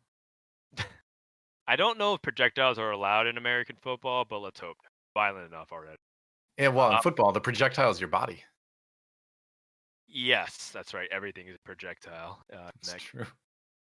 So Well, going up against a carry that has Shaco with really powerful items, it doesn't look like the Ashe was well positioned specifically for Visor because Kezman got completely overwhelmed. And mhm, this is a really scary position to be in. You roll down your gold, you use all your items, and you're starting to lose anyways. He hasn't been able to actually stabilize his losing streak, and this is a really bad sign. Usually, you're like yeah, okay with lose streaking if it's intentional. Um, but now that you've committed your resources and you're still losing, and you did things like the Dark Star Spatula on the Ash, which is totally reasonable, he might be tempted to roll again to try to get Ash 2. It's a very big deal to get Ash to 2-star, especially with these items. And if your carry's at 1 star and holding 3 out of your 6 items, that's a really bad sign. yeah. It's, I don't know how you turn this one around. You gotta save up a little bit of gold, but it's gonna be really tough. Any loss is gonna hurt quite a bit. Maybe you find something on the carousel, but you So gotta do something the to protect that main ash. Man, so totally. many strong, Shakos in this lobby, actually. Very much so. EU really believes in Shaco and the power of Shaco, and giving him mana based items is also important in their mind. So, Mm, definitely a big fan of it the more I see it as well. I kind of wanted to just say my piece on what I think he needs to come back. I think he needs to go to 8 and find a Zareth. I think that's like the only way he does find an Ash with an opportunity to get 2-star. He's just making a beeline for belt. I think he has a floating tier. He wants to make a Warmog for his Jarvan, which also makes sense. oh, yeah, But I that will would say that he's in a desperate situation where I think he needs to high roll in order to avoid a bottom 4 because it looks like he is too weak. well, the Warmogs would definitely help. You wanna at least do everything you can to avoid bottom, to avoid top aiding, right? But we'll see. Yeah, you gotta roll down as much as you Uh, can. I will give him props for the coordination between like his wall and his outfit on his webcam. It's a very pleasing arrangement of colors. It's kind of like if Wes Anderson was directing his webcam right now. So he's got yeah. that going for him.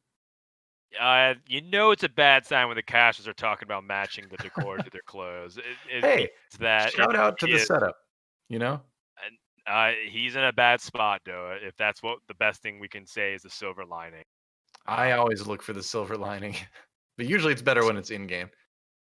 Jarvan is tanky, but I don't know. Well, maybe the Ashe lived. I thought that Ashe was dead for sure, but he has a little bit of a new lease on life with a win over Luque. Yeah, So yeah. This is another the round or two Warmogs of makes a grace. big difference. The Yeah, Warmogs makes a big difference for I think people say like, oh, you're gaining a lot of health and regen. Like, what do you do? Don't forget that like Protector scales off of Mad's HP. So that's yeah, partially why it becomes so insane, is because it double dips, and it's something that will continue to be relevant every single time Jarvan casts. So Warmogs is a really big deal on him. And yeah. just like that, maybe he has enough frontline just to stabilize. If it was always that simple, maybe Kezman just got unlucky and he just needed to find the right hit.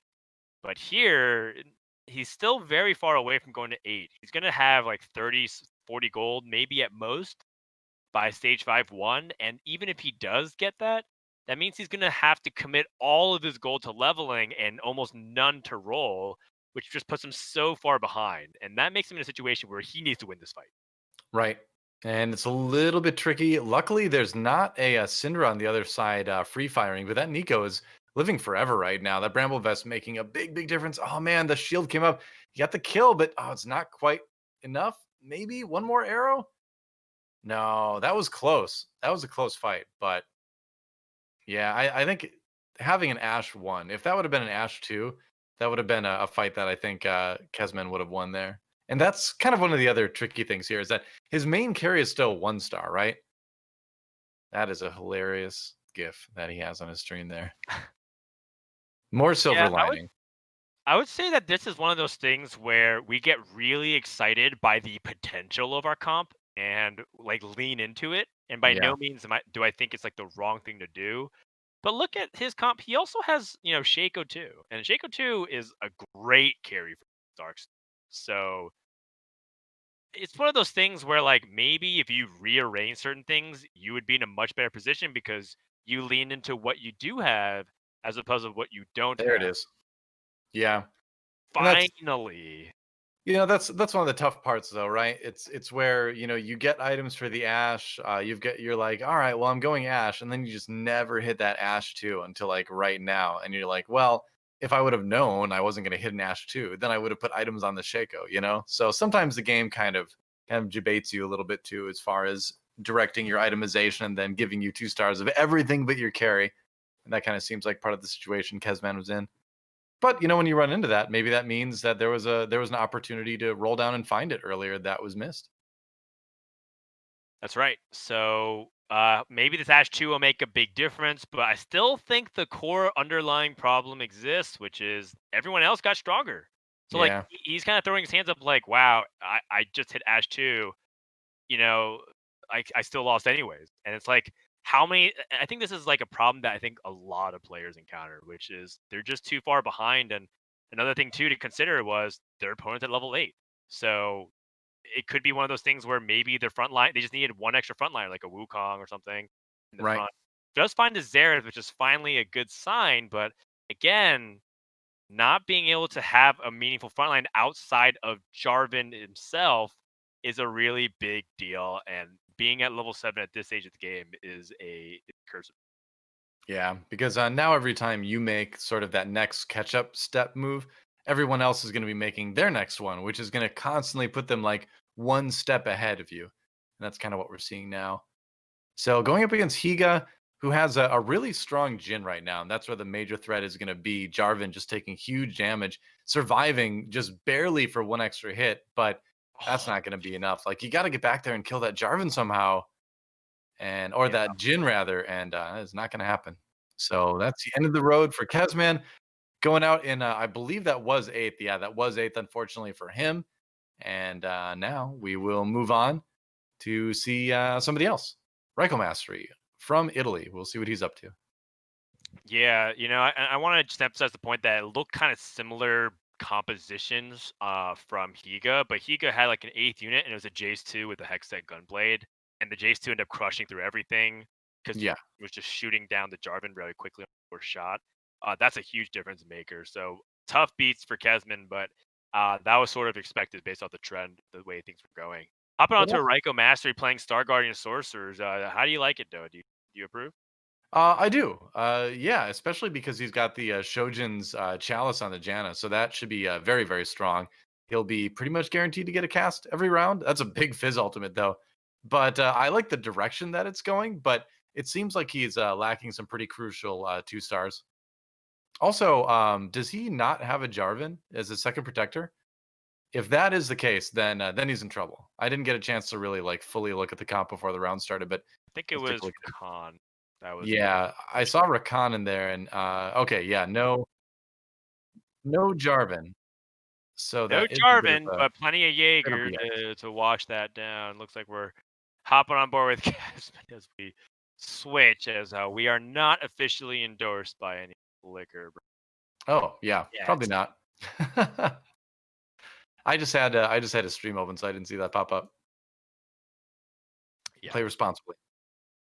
So Kezman still in the game, keeping an eye on things, cheering for his teammate. Let's go back and see what RyKo Mastery is up to now. And so, looking at this build, again, like one of the main problems that he doesn't have Jarvan. Jarvan is definitely the other protector that you're looking for. The reason being is that he just powers up your team so much. He speeds up the Janna as far as her casting goes. He speeds up the Syndra as far as her casting goes. So there's definitely some things you could do to improve this comp. But it's hard to find a Jarvan right now. Like there's so many being taken in the lobby, and it's late in the game, so it's a 10% chance at a 1 star or a 1 cost rather. I think it's fine to put the GA on the Janna. I think that or the Syndra. Or actually the Nico wouldn't be bad either.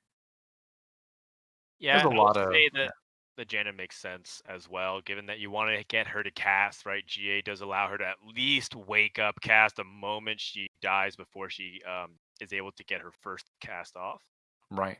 And he's got some pretty good alternatives. That Jarvan's important because he would want to even pair Darkstar with Xerath. That ends up being a very powerful 2P as well. That's what you're really looking for right now is a Yeah. Xerath. Yeah. No Xerath, no Jarvan, so you got to make do with what you have. And I think this is probably like a nice alternative, right? You don't really Yeah. get to always play that when you're going. I think there's just other kind of basic stuff he's missing, like no RE2, which RE2 does add a certain amount of damage. It's not an insignificant amount of damage to rounds with this, and I would really put in almost any sorcerer over Aurelion Soul. Honestly, I think the buff you get from 4 sorcerer is better than the minor things that Aurelion Soul 1 is going to be doing by himself with no items.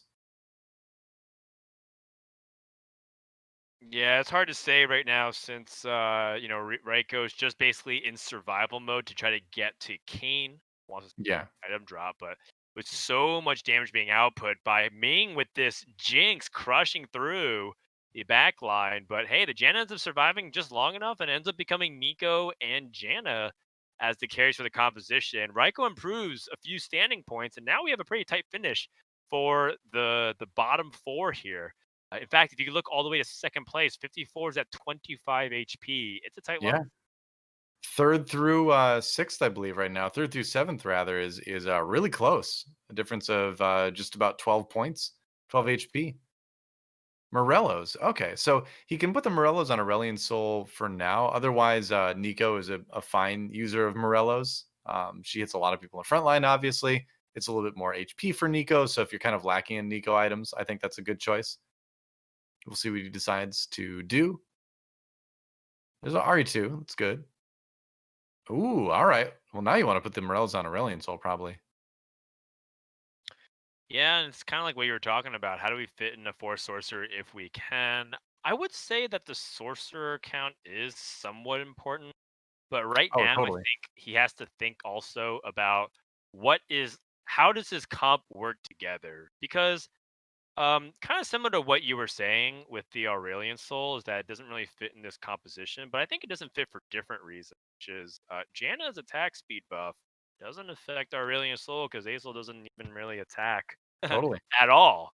So there's some anti-synergy there, but the fact of the matter is he needs some kind of carry, like secondary carry besides Syndra. Janna and Nico are a lot of utility, but they're not really the carries. He's trying to see if he can stall just long enough, and Syndra's doing a lot of Oh, damage, but now shaco's killed her off, and it comes to a 1v1. yeah. I don't know if the Janet's going to be able to do it. Yeah, just not doing enough damage, unfortunately for him. And it's to be fair to RyKo Mastery, he had a really difficult choice. He could have picked up the victor. He could pick up the victor again. And there's an argument to be made that 4 sorcerers is going to be stronger than that Aurelion Soul. Um, and it keeps giving it to him. And the game like keeps telling him, "Hey man, you sure you don't want 4 sorcerers?" Because yeah, the Aurelion Soul, it is 2-star Aurelion Soul. It's got the Morellonomicon that is a good champion with a good item on it.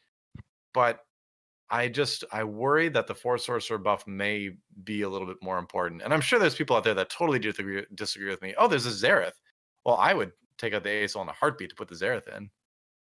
Yeah, it might have just been too little, too late. Yeah, We'll yeah. see what could be the last of Salvyyy, who was dominating the early stages. It's very close now. Yeah, it's yet another Shaco. shaco is cutting through everything, though, and it doesn't matter if Jaina can stop it. There's no I damage. got it. Syndra targets the shaco, though, so a Ooh. big win here for RyKo over Salvyyy. Wait, really tight lobby going into this next round. Yeah.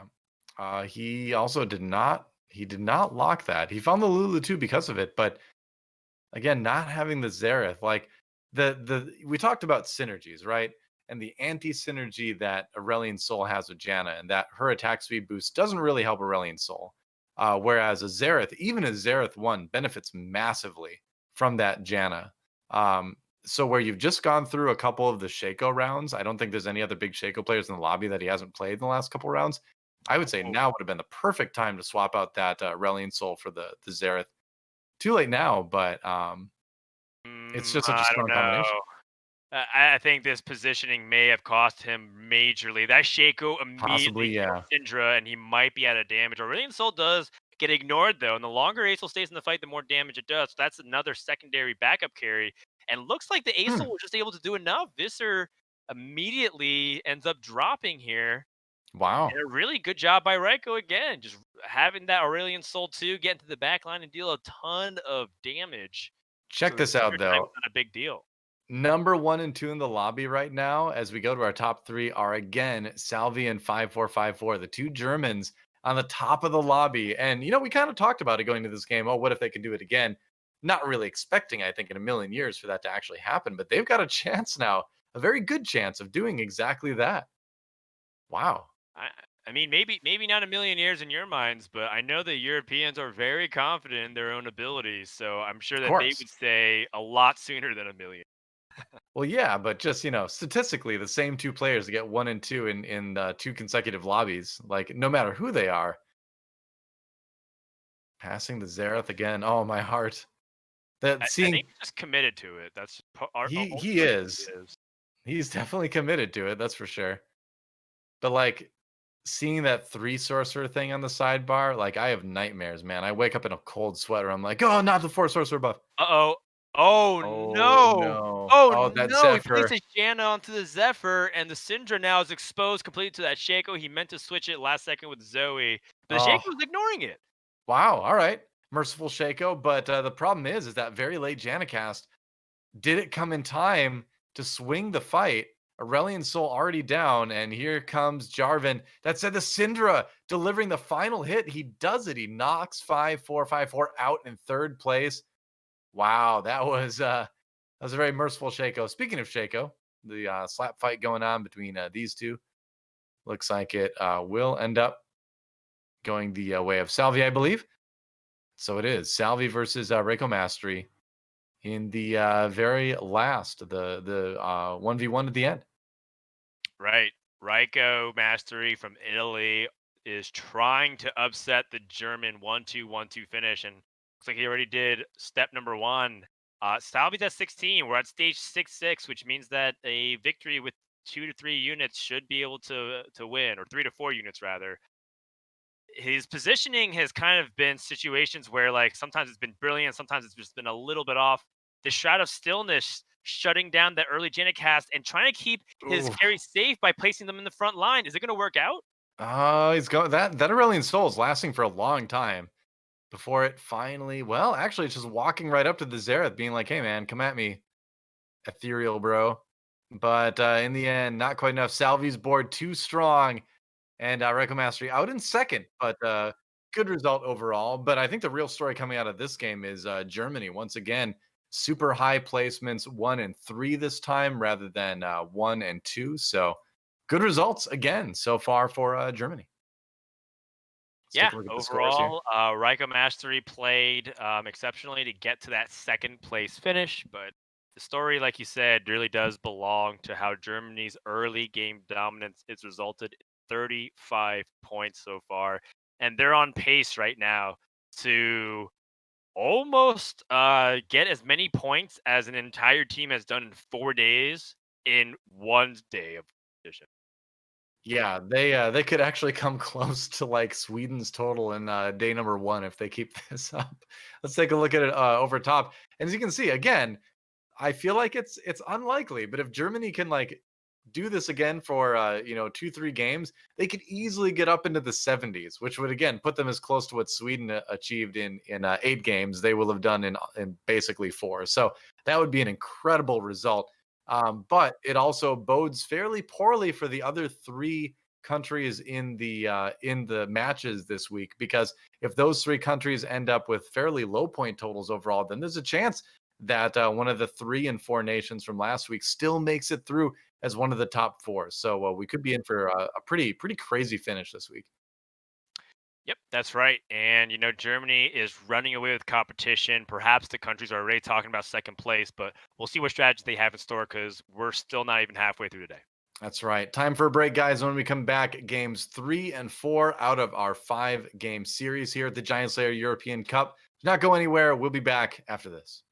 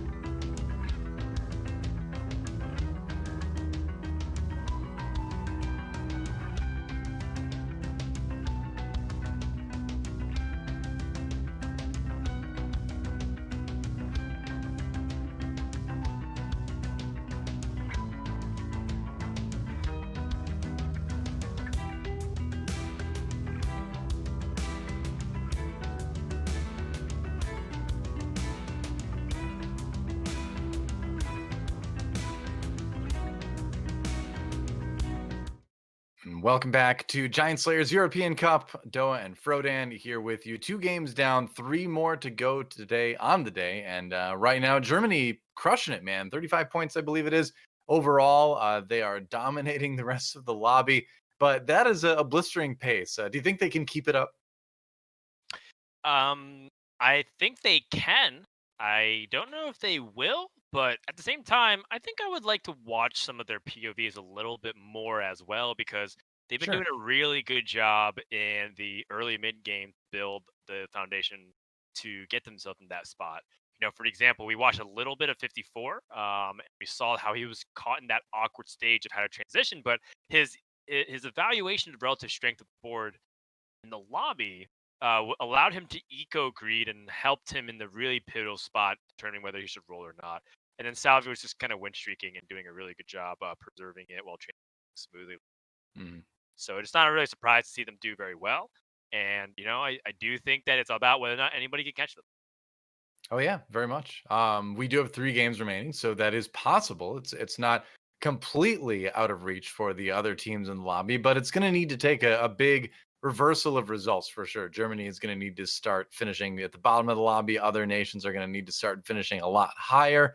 At least for Italy, they did manage to secure that 1 second place via RyKo Mastery's performance last game, so they're in the running, but it's going to need a lot of things to kind of like go the opposite way of the way they're going now. So we'll see. Yes, that's right. So, I think that we look at what the strategies are being played. There's a lot of good Janna top end, good Dark Stars. We saw Star Guardian Sorcerer show why he is the top 3 comp in the game. I do think that it's falling off in popularity a lot if relative to other regions. Yeah. Korea and Japan and all these other servers, they still really like Star Guardians, but it seems to have fallen off in at least North America. I rarely see people play it right. Hey, that's fine with me, man. Less people are playing it, the more I can get it uncontested. So yeah, it's real bad. Don't play it, North America. Trust me. You don't want to. Leave it That's open, right. please. Yeah. Sure. Um, and also kind of a lack of Astro Sniper day.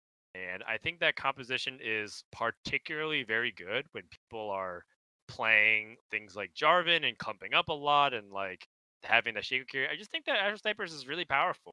It's like a composition whose mid game power spikes is the late game power of a lot of other compositions and will continue to get stronger. Like part of the reason why I think that comp is absurd is because its level 8 power level matches everybody else, and then it has a level 9 power level that few comps.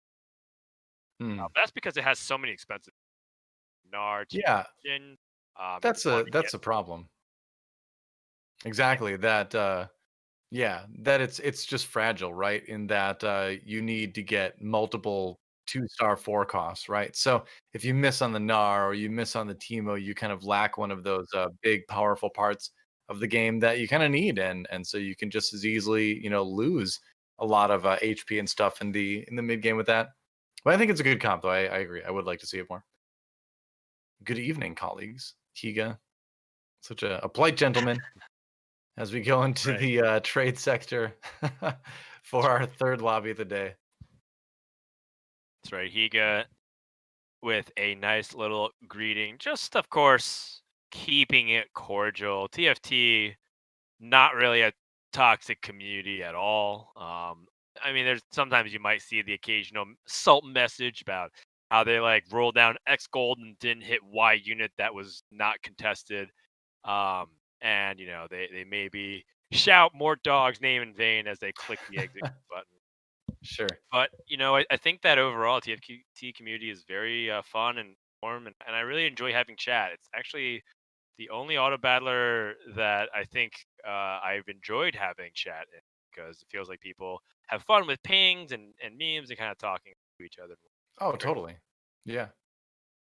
I agree. I think TFT players and their communities is the auto battler salt of the earth right now. Except Sure. sometimes stay away from Reddit. But aside from that, everything's all good, But that's the case for any Yeah. game, really. I mean, it's just social media in general.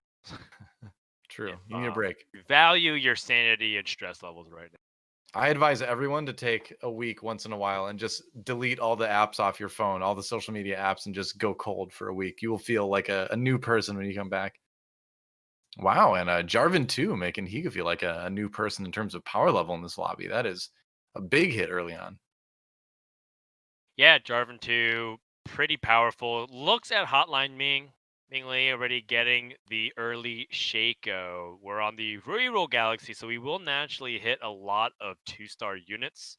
So it's not terribly uncommon to see people get Jarvan 2 very early on because he is a high priority keep. He could find another, or he finds not another one, but he finds a Nico to help him maybe perhaps 2-star things a little bit earlier. But once more Yeah. with a 2-item gold centric start, which is particularly very good on the trade sector galaxy. If there's one galaxy that would want a 2-item full gold start, is this one. Yeah, you're going to be spending more because you're going to be picking up more pairs. You're going to be building more 3 costs. So the more you're able to kind of keep up with what shows up in your shop, the better. He's going to go ahead and toss in the sorcerers as well with the Zoe. Hitting that early Syndra is pretty solid too. Like, look at this. What a great start. Like, 2 protector, 2 sorcerer. You've got the Jarvan too. You've got a Syndra already. Like, right now, at least, for the moment, this board is screaming Star Guardians. Yeah, the only thing is that the items don't really line up into a Star Guardian in an ideal It fashion. depends on how You you have look at it. the It's like half yeah, a GA and half an Ionic Spark, and those are both really important items for the comp. sure, I don't disagree with that. I'm saying that like those aren't the items that you would power spike with. They are kind of important, but like if you play GA on Syndra, you still kind of get the similar output as you do before because all you do is keep Syndra longer into the fight. The power of things like blue buff and the death cap is that it helps accelerate your damage to be front loaded, which consequently makes your burst even harder on the second time because you get more. So it's while it's like you could go for it, it does feel like if you commit right now to Sorcerer, like let's say he gets another Syndra and he immediately starts it, I would consider that to be forcing and putting yourself in an unnecessary risk. Yeah, I'd agree. I think you still have to leave yourself a little bit open. But you know me, man. I see Star Guardian comps with any item combination. It's the I words mean of that's part of what makes it a good comp right now, which is flexibility of itemization. Like you see, like I think that in general, if you look at the historical top tier comps, team fight tactics, there's a lot of common denominators. One of them being item flexibility. Like the more a composition has opportunities to itemize in different ways and use every type of component effectively, the generally more powerful it is. That's not always the case because there's some comps that were really dominant but also had very narrow itemizations, like Blender, for example, back in Mhm. the Rise of the Elements, where you really needed to have the Blade of the Ruin King, or else you blend super well. Right. That was an exception, but generally speaking, as a trend, you usually can identify that specific correlation. So he right now, we'll see what he's able to find. But if he wants to kind of continue in this route, you'd be looking for another Star Guardian. That's a pretty strong Shaco one from Mingzli over on the other side, and it's probably going to kill his whole team. it's very good with the Bloodthirster.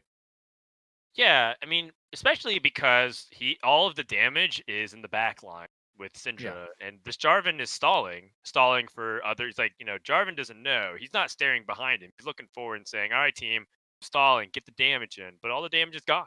So, it's a little bit of the fact that Higa's not prepared for a Shaco, but it's also the fact that that's what Shaco does. Gets to the back line, kills all your damage, and then just isolates the front line.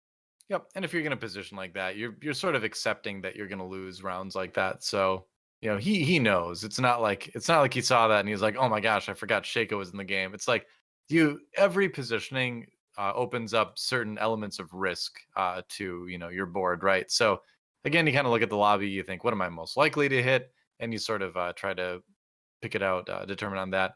Ends up with the belt, I believe, which is interesting item to pick up.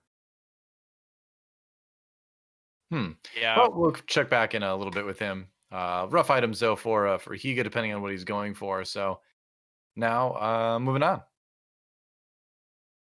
Right. So I think just to wrap up that little that note on Higa, I think the belt was the right choice because that builds towards Warmogs onto Jarvan, and that seems to be the only thing going for his composition. And if you can't get like an early tier, I think that's a better scenario. And it kind of goes back to what we're talking about. Holy Sure. moly, early Jin and Vayne and Vi. What a shop Wow. coming out here for Luque. All right, you got cybernetics, you got snipers in there. He himself has a bit of a cybernetic start already, so you can just kind of continue on with that trend. Yeah, I mean, this is a huge deal. This isn't just like a random shop that you see. Like he found access to some of the best early mid game carries out there, and he's also like very close to finding six cybers. Like there's a world where he finds an Irelia very quickly because he gets constant rolls. And then based off of that, he can just play six cybers super quickly. He can really put the Vayne in right now and just give her the last whisper. True. And He's I got like that. the Lucian to replace. He did sell the Vi though, interestingly enough. Yeah, he wanted So to make gold. I This guess. he really wants to make gold again, and so he sells a Graves too. This is interesting because he says, I don't even want that extra gold for win streaking. I just want to see if I can get to 20 and win with this board anyways. Because Caitlyn is Hmm. nice to have that sniper damage, but I mean, having extra frontline for Vayne is really the key. A lot of modern cybernetics builds right now don't even really play any sniper damage for the Vayne. Um, oh wow, Caitlyn gets a snipe. That's huge. Yep. He's That's gonna a lose. very good outcome. Oh, is he gonna win? Oh my gosh! Wow. Yeah, He actually that was got that big. last shot in. The very last shot was enough to barely push him over the edge. Yeah, that is definitely the best outcome. Finds another Vayne, finds the Caitlyn too.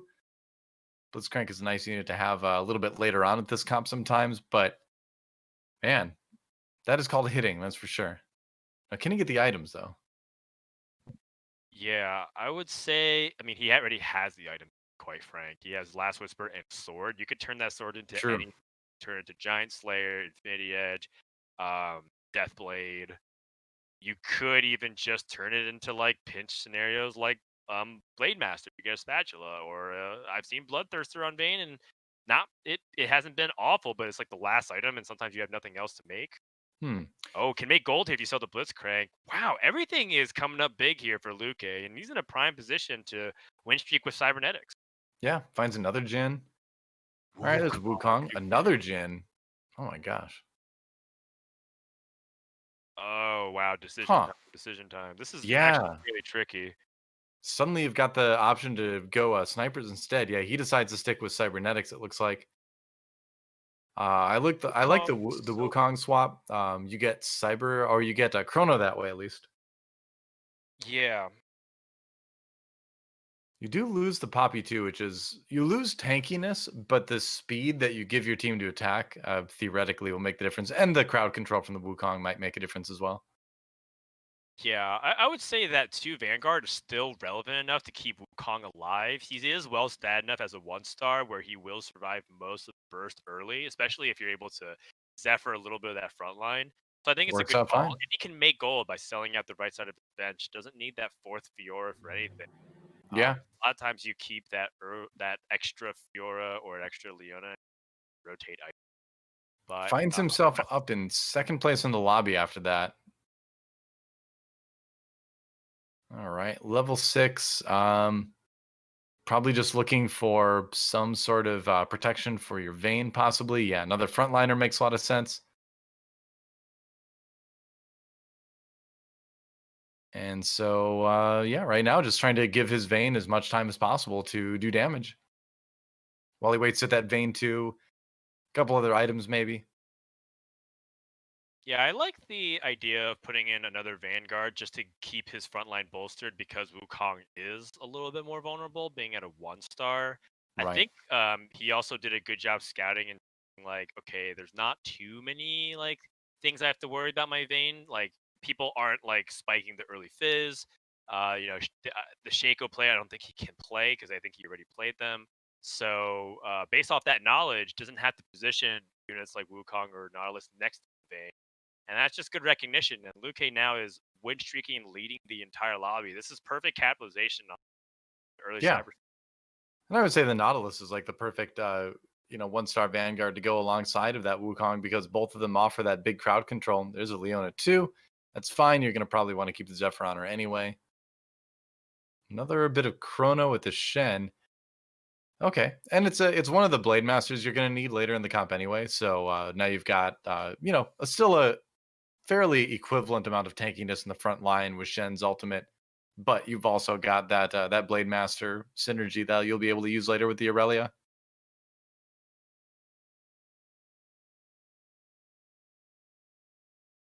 Right. All right. Well, the Vayne is kind of vulnerable to the infiltrators on this one. So this is a fight, for example, where you do actually need the Vanguard in the back just to stall them out for a little bit longer. The Vayne is tumbling and trying to avoid, but now his damage is gone.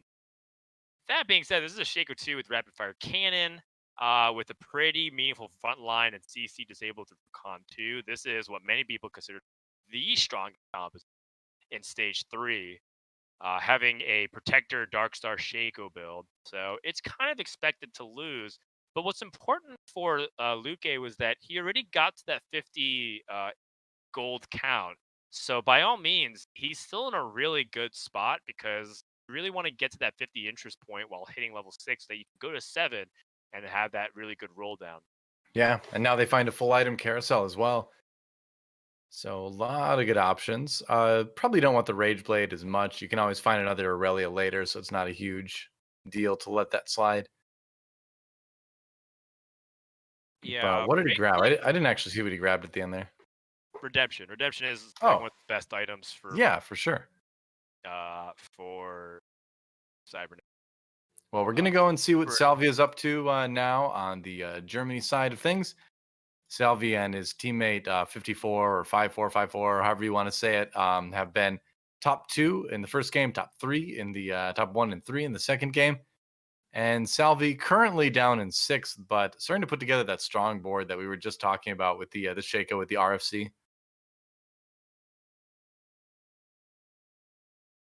Yeah, positioning it so that way he can get in front. It's pretty interesting that Rakan as a 2-star unit ends up becoming the solo frontliner in a lot of ways because Xin Zhao is no longer really like the reliable tank and protectors. Funny enough, when he was so dominant for a while, but just look at the damage that Shaco was able to put out just with rapid fire cannon. Compared to a Shaco that has GA and Bloodthirster as a 1-star, I do wonder who's going to get the last laugh because the Darkstar buff is relevant. However, there's too much CC. There's people knocking up that Shaco repeatedly. So a good job by Salvyyy, and now he's the one streaking. Yeah, it's not a 1v4 the other Shaco is going to be able to win here. Okay, finds the Ash. All right, nice component there. Just rolling down a little bit. Picking that stuff up. He can always sell it to hit 50 if he wants to. We'll see how committed he is to holding on to the Dark Stars. Oh, wow. There was a Cassiopeia with the GA blue buff on one of the lobbies. So some players starting to hit their spikes. We saw a little bit of a Shredder there. Might be Blade Master. Didn't quite get a full view of that board. But he's going to play it anyway. Playing against his countryman 5-4, who is going for the beginnings of what looks to be a 6 Blade Master build. Yeah, it's a lot more than just the beginning. He has 8 Zayas on the bench. He's got 8 Caitlyn's on the bench. Or so he's got 8 Caitlyn's on the bench. He's got Zaya 2, but 8 Zayas total and a couple of Fioras on the bench as well. So looks like 5-4 is going for a big roll down. He does have some defensive items, which are kind of awkward. Having 2 cloaks is generally not what you want in this composition. You can just do one in a form of a QSS and the other through like a Zephyr or something, but it's not the best, so we'll see. I mean, maybe got like a Runins or something, but yeah, he was going to want a little bit more. But by saving them until this point, he's going to get the best opportunity to combine something useful. Interesting to see the Nocturne 1 still with those items in this comp, but I think the more time goes on, the more I like Nocturne just as a unit in general. Obviously, in this case, it's giving Shaco the Infiltrator buff, but it also provides a pretty good amount of crowd control, especially when you put that Trap Claw on it. So I don't mind having that saved it all. Looks like he does find a sword. Okay, so he could get a Bloodthirster for Shaco. Could also get an IE or a GA for Shaco. So some decisions to be made there. What do you think? GA or Bloodthirster for Shaco? What's your priority usually? Oh, it's Guardian Angel, 100%. I think Okay. Guardian Angel is probably the most important overall item on Shaco because it gives him the ability to de-aggro once he jumps to the back line. Yeah. It's Um, generally what I think I would go with as well, but you never know. yes, because the problem with Shaco and Infiltrators is now Infiltrators will always jump, and there's instances where people zephyr for your front line. So sometimes accidentally Shaco becomes your frontliner. So if you don't have Guardian Angel and he jumps, sometimes everyone just turns around and just dunks him. And Yeah. that's not a good position to be if you don't have GA. However, the benefit of having GA is when everyone turns around and says, okay, Shaco's dealt with, herp de dur. Shaco turns around, and because you have Celestial or Bloodthirster, he regains his entire health through just like his one cast, and then he destroys your entire backline, Yeah. while gaining a bunch of Dark Star power because then they decided to eliminate the front line. Right. So it's pretty nasty, and I would say if you are a player that is in a position to capitalize on Shaco, absolutely prioritize the GA, which is why that item drop was so crazy good for Salvyyy. Mhm. Well, it's interesting too because I believe the only 10.14 change Shaco got was like a small mana buff, if I remember right. So he didn't really get huge changes, but yet has kind of emerged as another one of those massive carries in the meta. And a lot of that is due to now Darkstar being much more viable again, and people kind of remembering it's like, oh yeah, that's right, Shaco's actually really really good. So it's Yeah, interesting to see him come back.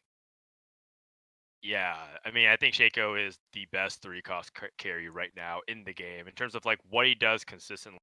However, he does run into trouble against Vanguards, especially at this juncture of the game because Vanguard Mystic is something that's hard for Shaco to chew through. There's just a lot of Yeah. damage mitigation from his auto attacks, so you're pretty much relying on his burst. But then the magic damage that's dealt gets mitigated by the Mystics. So Yep. definitely a composition that Shaco can struggle with if they're not killing that Cassiopeia quickly. Yeah, you're not going to be putting a Last Whisper on Shaco very often, so he doesn't really have a way to bypass a lot of that armor. Jinzhao 2 makes a swap in for the Ezreal, actually, so decides to jump up to get that Celestial buff, not prioritizing the Infiltrator buff instead. Being good positioning for Shaco in the back line. Oh, actually, no, I take it back. He's already dead. Oh, no, he's not dead. He's in the middle. For some reason, I lost Shaco. Now he's dead. And now Salvy's dead in that round. Luque from Italy taking a pretty resounding victory there with his cybernetics, which is extremely strong right now. Like he found the Giant Slayer, Last Whisper, Deathblade on Vayne. That is a very powerful board. Yeah, I think we're starting to see the ramifications of Salvy having two of his items onto a one-star Nocturne. It's long overdue for a replacement for that, but Salvy hasn't found Fizz, and who does he want to place that on? He wants to place it on someone like Jarvan or Nico, like a much more reliable protector frontliner. He could actually replace the Nocturne with the Shinzao too. I think he just didn't have enough time because he made that decision last second. But if he Right. can get the sword, he can make that Bloodthirster onto that Shaco. He's beelining for that Riven, and if he gets it, it's Wow. gonna look real good to have a full item Shaco with, on paper, the best items. Although some players are starting to advocate for Shojin being a best in slot item for Shaco. Shojin's over the RFC, you mean? Or over the Bloodthirster? Over either. I personally Hmm. like RFC better than Bloodthirster because Bloodthirster is like the concept is to keep Shaco safer, right? Because it keeps him Right. healthier so his GA doesn't get popped and whatnot. The more he's casting his ability, he heals a huge portion anyways through the Celestial buff in the late game. That the idea is the more you get him to cast, the more he's healing anyways. So Right. So the a little bit of a RFC, counterintuitive way to just say that yeah, kind of makes the Bloodthirster a little bit less necessary for sure. it's all up for debate. Yeah. And it's all Yeah. situation as well. Yes. Looks like he's going to go for the Bloodthirster. Okay. Interesting. So again, just trying to make Shaco as much of a carry as he can, but I think he's going to need. Oh, maybe he won't need that much more than this. Bloodthirster. Oh, the GA gets popped so fast by that Jin, though. Can he get the Yeah, Jin? but He can. Oh boy. All he's right. dodging the other's Shaco though, and this is the Did it. power of rapid fire cannon specifically that I was talking about, which was that I feel like it has a higher impact because in the Shaco mirrors in particular, you saw what happened to the other Shaco. It lost almost all of its DPS the moment it had to start chasing Shaco around because of melee. Right. And the mana pool of Shaco is so low that he will be casting faster than the other Shaco can catch up to him. And because of that RFC puts him behind by that range difference, it's huge. So I do consider rapid fire cannon the second best item Shaco by. But again, I'm willing to be corrected if other people are willing. Yeah. So Salvyyy had to make a difficult decision there. He really wanted the Fizz too, but he decided to sell the Xerath because of it. So kind of electing at this point to go for one of the 4 Darkstar variations that we've seen rather than probably commit all the way up to 6 Darkstars, which in a lot of cases you don't really need to. You know, there are 6 Darkstar builds out there, but most of the top Darkstar results that I've seen have been 4 Darkstars of some sort of variance and then, different 2 synergies splashed in, which seems like is the plan for Salvyyy now. Yeah, that's Shaco just murdering the entire time. And RyKo Mastery, oh, second place last game, but he is out, Oh, I believe, was that 8th that he's out in? Yeah, out it in looks 8th like it. very quickly at 4-6. That is a rough follow-up. Yeah, inconsistent from last game since RyKo Mastery looked very good, and now RyKo Mastery is dead. Remember, Italy Yeah. finished bottom 3 in the first lobby of today, so kind of a low high low pattern coming out from RyKo. Meanwhile, mingzli and Kezman also kind of right behind him, although Higa and 5-4 also within that low 30 range. So we do seem to have a separation between the top 3 and the rest of the lobby, with Salvyyy kind of at the very bottom of that top 3. But he looks really strong. Does pick up a Darkstar Spatula, which is particularly interesting as as an item possibility to play here. Well, yeah, we just talked about how he seemed to be committing more towards a 4 Darkstar variation. Well, with the spatula, now it's a lot easier to actually jump up to 6 Darkstars. So we'll see if he Right. decides to go with that. He could also just go with a 4 Darkstar variation again, but now he makes Fizz the 4th Darkstar. Yeah, I like this. I like this Yeah. a lot because I think the Jarvan is great if you can get the Jarvan a 2-star and you get the tank items. But he only has Ionic Spark, and quite frankly, Ionic Spark isn't really the item that Jarvan wants. It's a good utility item, especially if you have a caster-based composition, but he doesn't. He's actually mostly a damage-based composition. Oof. Look at that damage coming out and Wow. knocking Hotline Ming out. 2 Well, more the damage coming out. the Netherlands mingzli Hotline Ming is his NA account apparently, and then Higa, his teammate from Netherlands, on the verge of being eliminated in 6th. So it might be a very low finish for Netherlands all overall. Unfortunately, Right. we'll see what happens. It's all on Higa now. But meanwhile, Salvyyy and 5-4 from Germany currently occupying 3rd and 4th. So another top 4 lobby for them so far. And we're going to swap over and see what 54/5-4 is working on right now. Yeah. Wow. Okay. 7 in that Hey, ribbon too. yeah, it's And a shredder. All right. yeah, I think this composition is actually quite good if the conditions are met. I think that people who struggle with it tend to be the ones that are forcing it in situations and it doesn't come really naturally. And also it really depends on the lobby. But in the end, this composition does have some Oh, power. Higa. What's Oh, Higa Oh, is dead. You can't take that much damage from the 3-star units. And I will say that one of the things about the Xayah carry compositions, which are particularly interesting, is that it's gravitating back away from the 6 Blade Masters and going more towards the traditional, celestial composition. Which I think very interesting. right. And on a galaxy like a trade sector, that makes perfect sense, right? Because if you want to play it this way, you basically have to hyper roll. You have to be able to get a lot of re-rolling done to hit your 3 stars. Because this doesn't really work unless you've got a 3-star Xayah in a lot of cases. And so managed to find the 3-star Xayah, found the 3-star Caitlyn. In this meta, you're probably not going to find the 3-star Jarvan, so 2 stars is going to be good enough. And we'll see how far it carries him. But yeah, the comp is definitely back. Until Wednesday, at least. Yeah,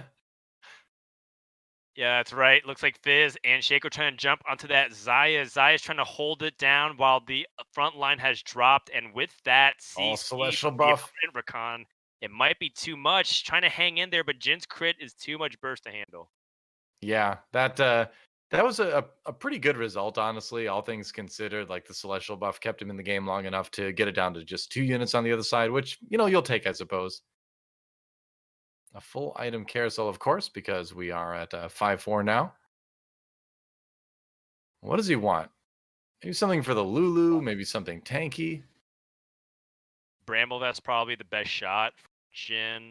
Frozen Heart's also very good on Shen because he cast Stay Alive.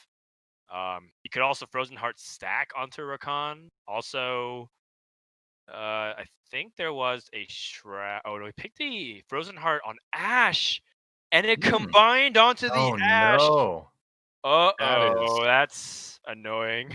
That is not what you want to see. I mean, I guess it's okay if you get jumped on by an infiltrator, but yeah, I don't think you wanted to put that on the Ashe.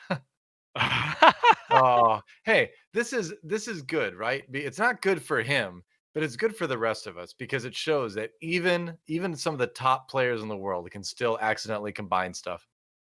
It happens to everybody. Yeah, I mean, it could have also entirely been intentional, just because he wanted to get the power spike. He is at 25 HP, and it looks like him and Salvyyy are both in a position where they need to claw back as many ways as possible. Luque looks very strong. That Oh Vayne very no. safe in the back, and with that Vayne pummeling away his composition, this is big damage going towards 5-4. Yeah. Luque looking to show in this lobby why he is the top player on the ladder in EU West right now, and actually get a good result because it's been a rough day for him so far. But maybe the tournament jitters are a little bit faded away now, and he's definitely performing a lot better in game number 3. But Germany on the verge of elimination. Salvyyy and 5-4 with 10 or under HP. Kezman has a Cassiopeia at 3 stars with a Guardian Angel, a Jewel Gauntlet, and a blue buff. That Solid. looks really hard to go up against. He does manage to dodge the Shroud on the Jace, but I mean that's a Cassiopeia 3 that's going to go uncontested. I think one of the other things to think about is that there's a Shojin's on the Soraka in the back as well. So the healing might be a little bit out of control if it gets off, but it looks like he's not even going to really get a chance to see that healing in action that much. As Xayah just getting ground through, the Shredder is shredded. And this should be the end of the road for 5-4, 5-4. And the end of the road for Germany in general as Salvyyy drops out in, I believe that was 5th. No, yeah, 5th. So 5th and 4th now for Germany. 3 players remaining. Luque from Italy, Vizier from Poland, and Kezman from Poland are our top 3 so far in lobby number 3. Yeah, and that's totally fine. Germany, if they just get 4th and 5th every single lobby, I'm pretty sure unless every other country, or sorry, unless one of the countries gets first, second the same way, they're going to come out on top today. So Probably, yeah. that's still a pretty good result, right? They average right in the middle, 4.5 for this lobby. I think That's kind of a wild Shaco build right there. RFC and a double Rage Blade. That's like a Shaco that grew up wanting to be a Xerath. It's like, I'm that's going to right. itemize myself like Xerath. Someday I'll be a Xerath. That's right. Shaco born as Xerath, or Xerath born as Shaco's body. One day he wants to be a real sorcerer. Definitely happens. Find the Lulu. All right. And Ashe too. So finding those little upgrades, which make the difference. Definitely want to avoid that shot. But Jace 3. Wow. Kezman is hitting everything. Yeah. I mean, that's the win condition for the Vanguard Mystic, and that's huge for Kezman. Kezman also down at just 12 life, so the moment he loses, it's done for. I will Yeah. say Rage Blade is also a pretty good item on Shaco. I saw Raditz climbing to top 10 in North America, and he was like, all right, I'm just gonna try Rage Blade on Shaco. Why not? And then it was just slapping everybody. So I think it's actually a very good item in the late game. It's interesting. Because obviously the longer the fight goes on, the more ults he'll cast, the more he'll stay in it.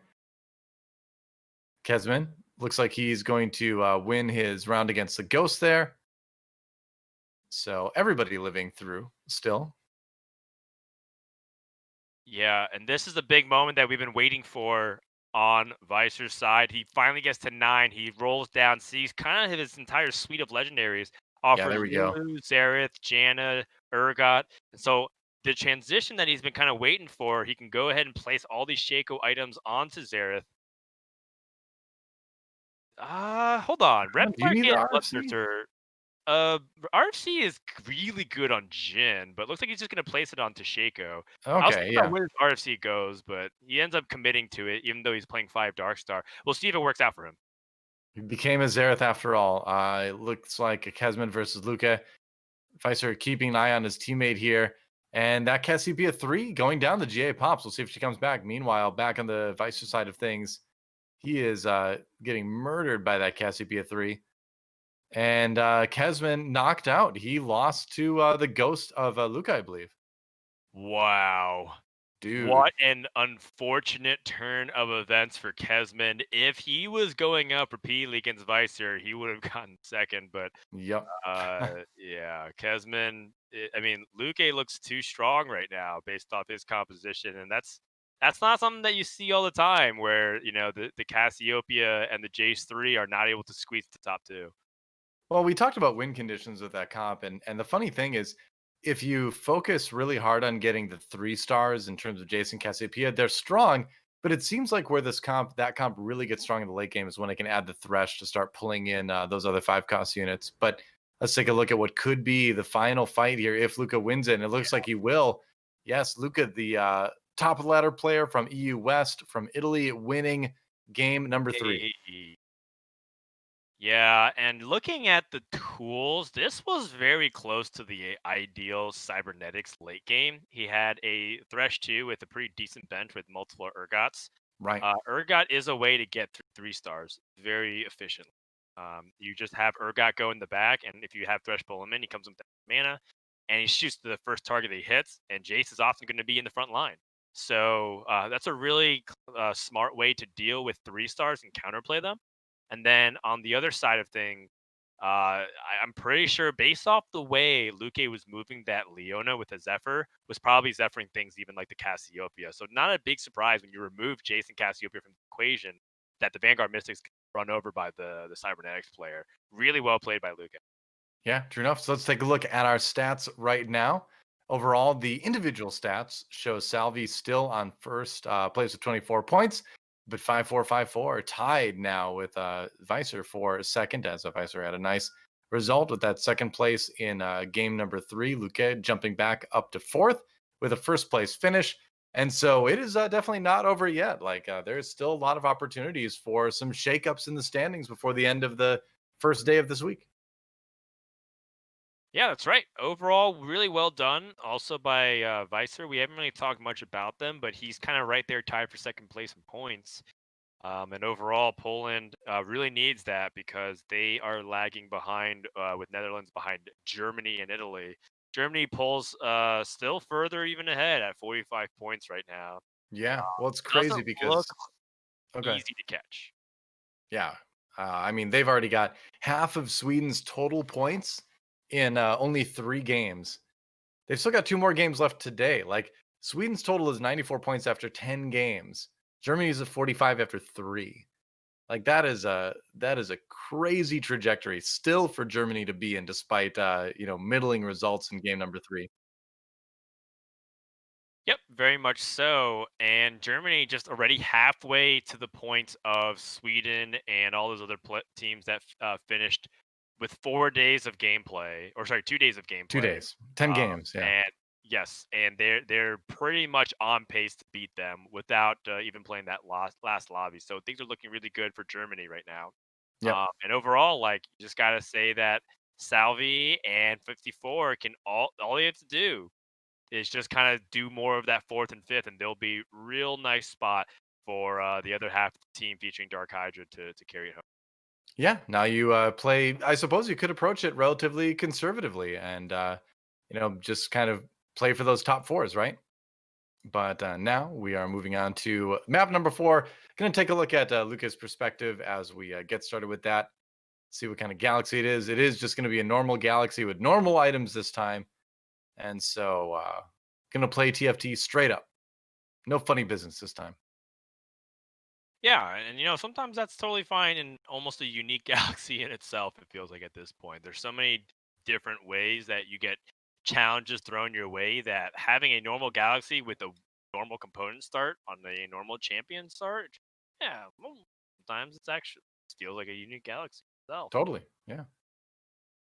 All right. Couple items early on. Finds a rod, finds a vest.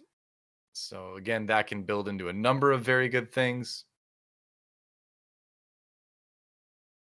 We'll see what he Yeah, decides to go with, though. Yeah. I would say that Luque has shown a proficiency to play very wide, as I think most players who climb to top challenger often try to play. Just have like a set number of builds that they feel really experienced. If you look Right. at Luque's history, he's also improving 8751, which means he's kind of like powering up. If he can finish with another number one, then he'll be help put Italy back onto the map in terms of competitive. Because right now, both Italy and Netherlands are tied for third place, and Mm. you really want to be able to get at least that top 2 mark, so that way you're in pretty good to advance. So, if you think of today's matches as an episode of Dragon Ball Z, basically Germany is like, the villains that start out already strong at the beginning of the episode. You're like Vegeta's and stuff before Vegeta became a good guy. And like Luke is sort of like Goku, where it takes him the whole episode to power up. There's a lot of shots of him like yelling and his eyeballs kind of jiggling around. But by the end of the episode, he goes Super Saiyan, he crushes everybody. So we'll see. We'll see if he's a Goku or if he's more like, like a Piccolo, where he's like got that mid-game power spike, but then he can't quite close it out. Wait, what? Spoiler: Vegeta becomes a good guy? He does. Sorry about that. I didn't realize you hadn't seen this 30-year-old anime or read the manga. Come on, man. Manga. Am I gonna get annihilated for that pronunciation? It's I think pronounced manga. that's right. The M is the look, Same as an M. no items being utilized here to start things off for Star Guardian Sorcerer Bill, which is pretty interesting. It's a very pessimistic way to look at it because I think had he used his items, he actually probably would have won this round. Yeah, really seeming to kind of dedicate to a loss streak here. You've got a number of different ways you can go with these items, I suppose. Yeah. Death Cap is certainly an item that works well in a Star Guardian Sorks, but I think a lot of times I feel like if you find an early Ari, you just buy it because Ari can be so strong in the early game. And then you sort of like reevaluate, which is what he's kind of doing now, where he's like, well, whatever. I'll put in Star Guardians. I've got Star Guardian Sork, like that's a thing, and I'll give myself a round or two to decide what I want to do. So Protector Yeah. with Caitlyn is the plan now. Yeah, 5 Caitlyn really early. I don't think Caitlyn reroll is particularly good on any other galaxy other than the trade sector galaxy. But I'm open to it. We saw people playing that in the Cloud9 Nebula qualifier, and I'm like interested and intrigued by the concept. I don't know if it's very good. Yeah, I mean, I'm not convinced on it yet. I've seen it a couple times, and it. Yeah, I agree. It seems intriguing. Like you can see how it could be really good. You can see how people could have games with it where they're like, "Oh my gosh, this is the strongest comp I've ever seen." But I think that's kind of the outlying sort of result with that comp. I think if you put it on a bell curve, it's probably going to be in the middle a little bit more. Enough. Hmm. How can we best hit 10 gold here? If you sell all your Star Guardians, then you end up getting the 10 gold, but you do give up some other power. I also wonder if the second Recon is better than the TF to get the Chrono in. He chooses to keep instead the Zoe pair. Hmm. That's interesting to me. What do you think? I have started to value Zoe a lot less than I did in the past. I think she's a better unit than TF, and I think that at this point in the game, he doesn't really care too much about the Chrono buff because he's not really trying to win, I suppose. So it may seem a little bit surprising because Chrono would have obviously made that board better, but actually it looks like he doesn't even need it anyway. And I think Zoe's a better unit than TF in most comps right now. Yeah, it's particularly intriguing because, this guy Luque is number one um, in Yeah. Europe right now, challenger spot.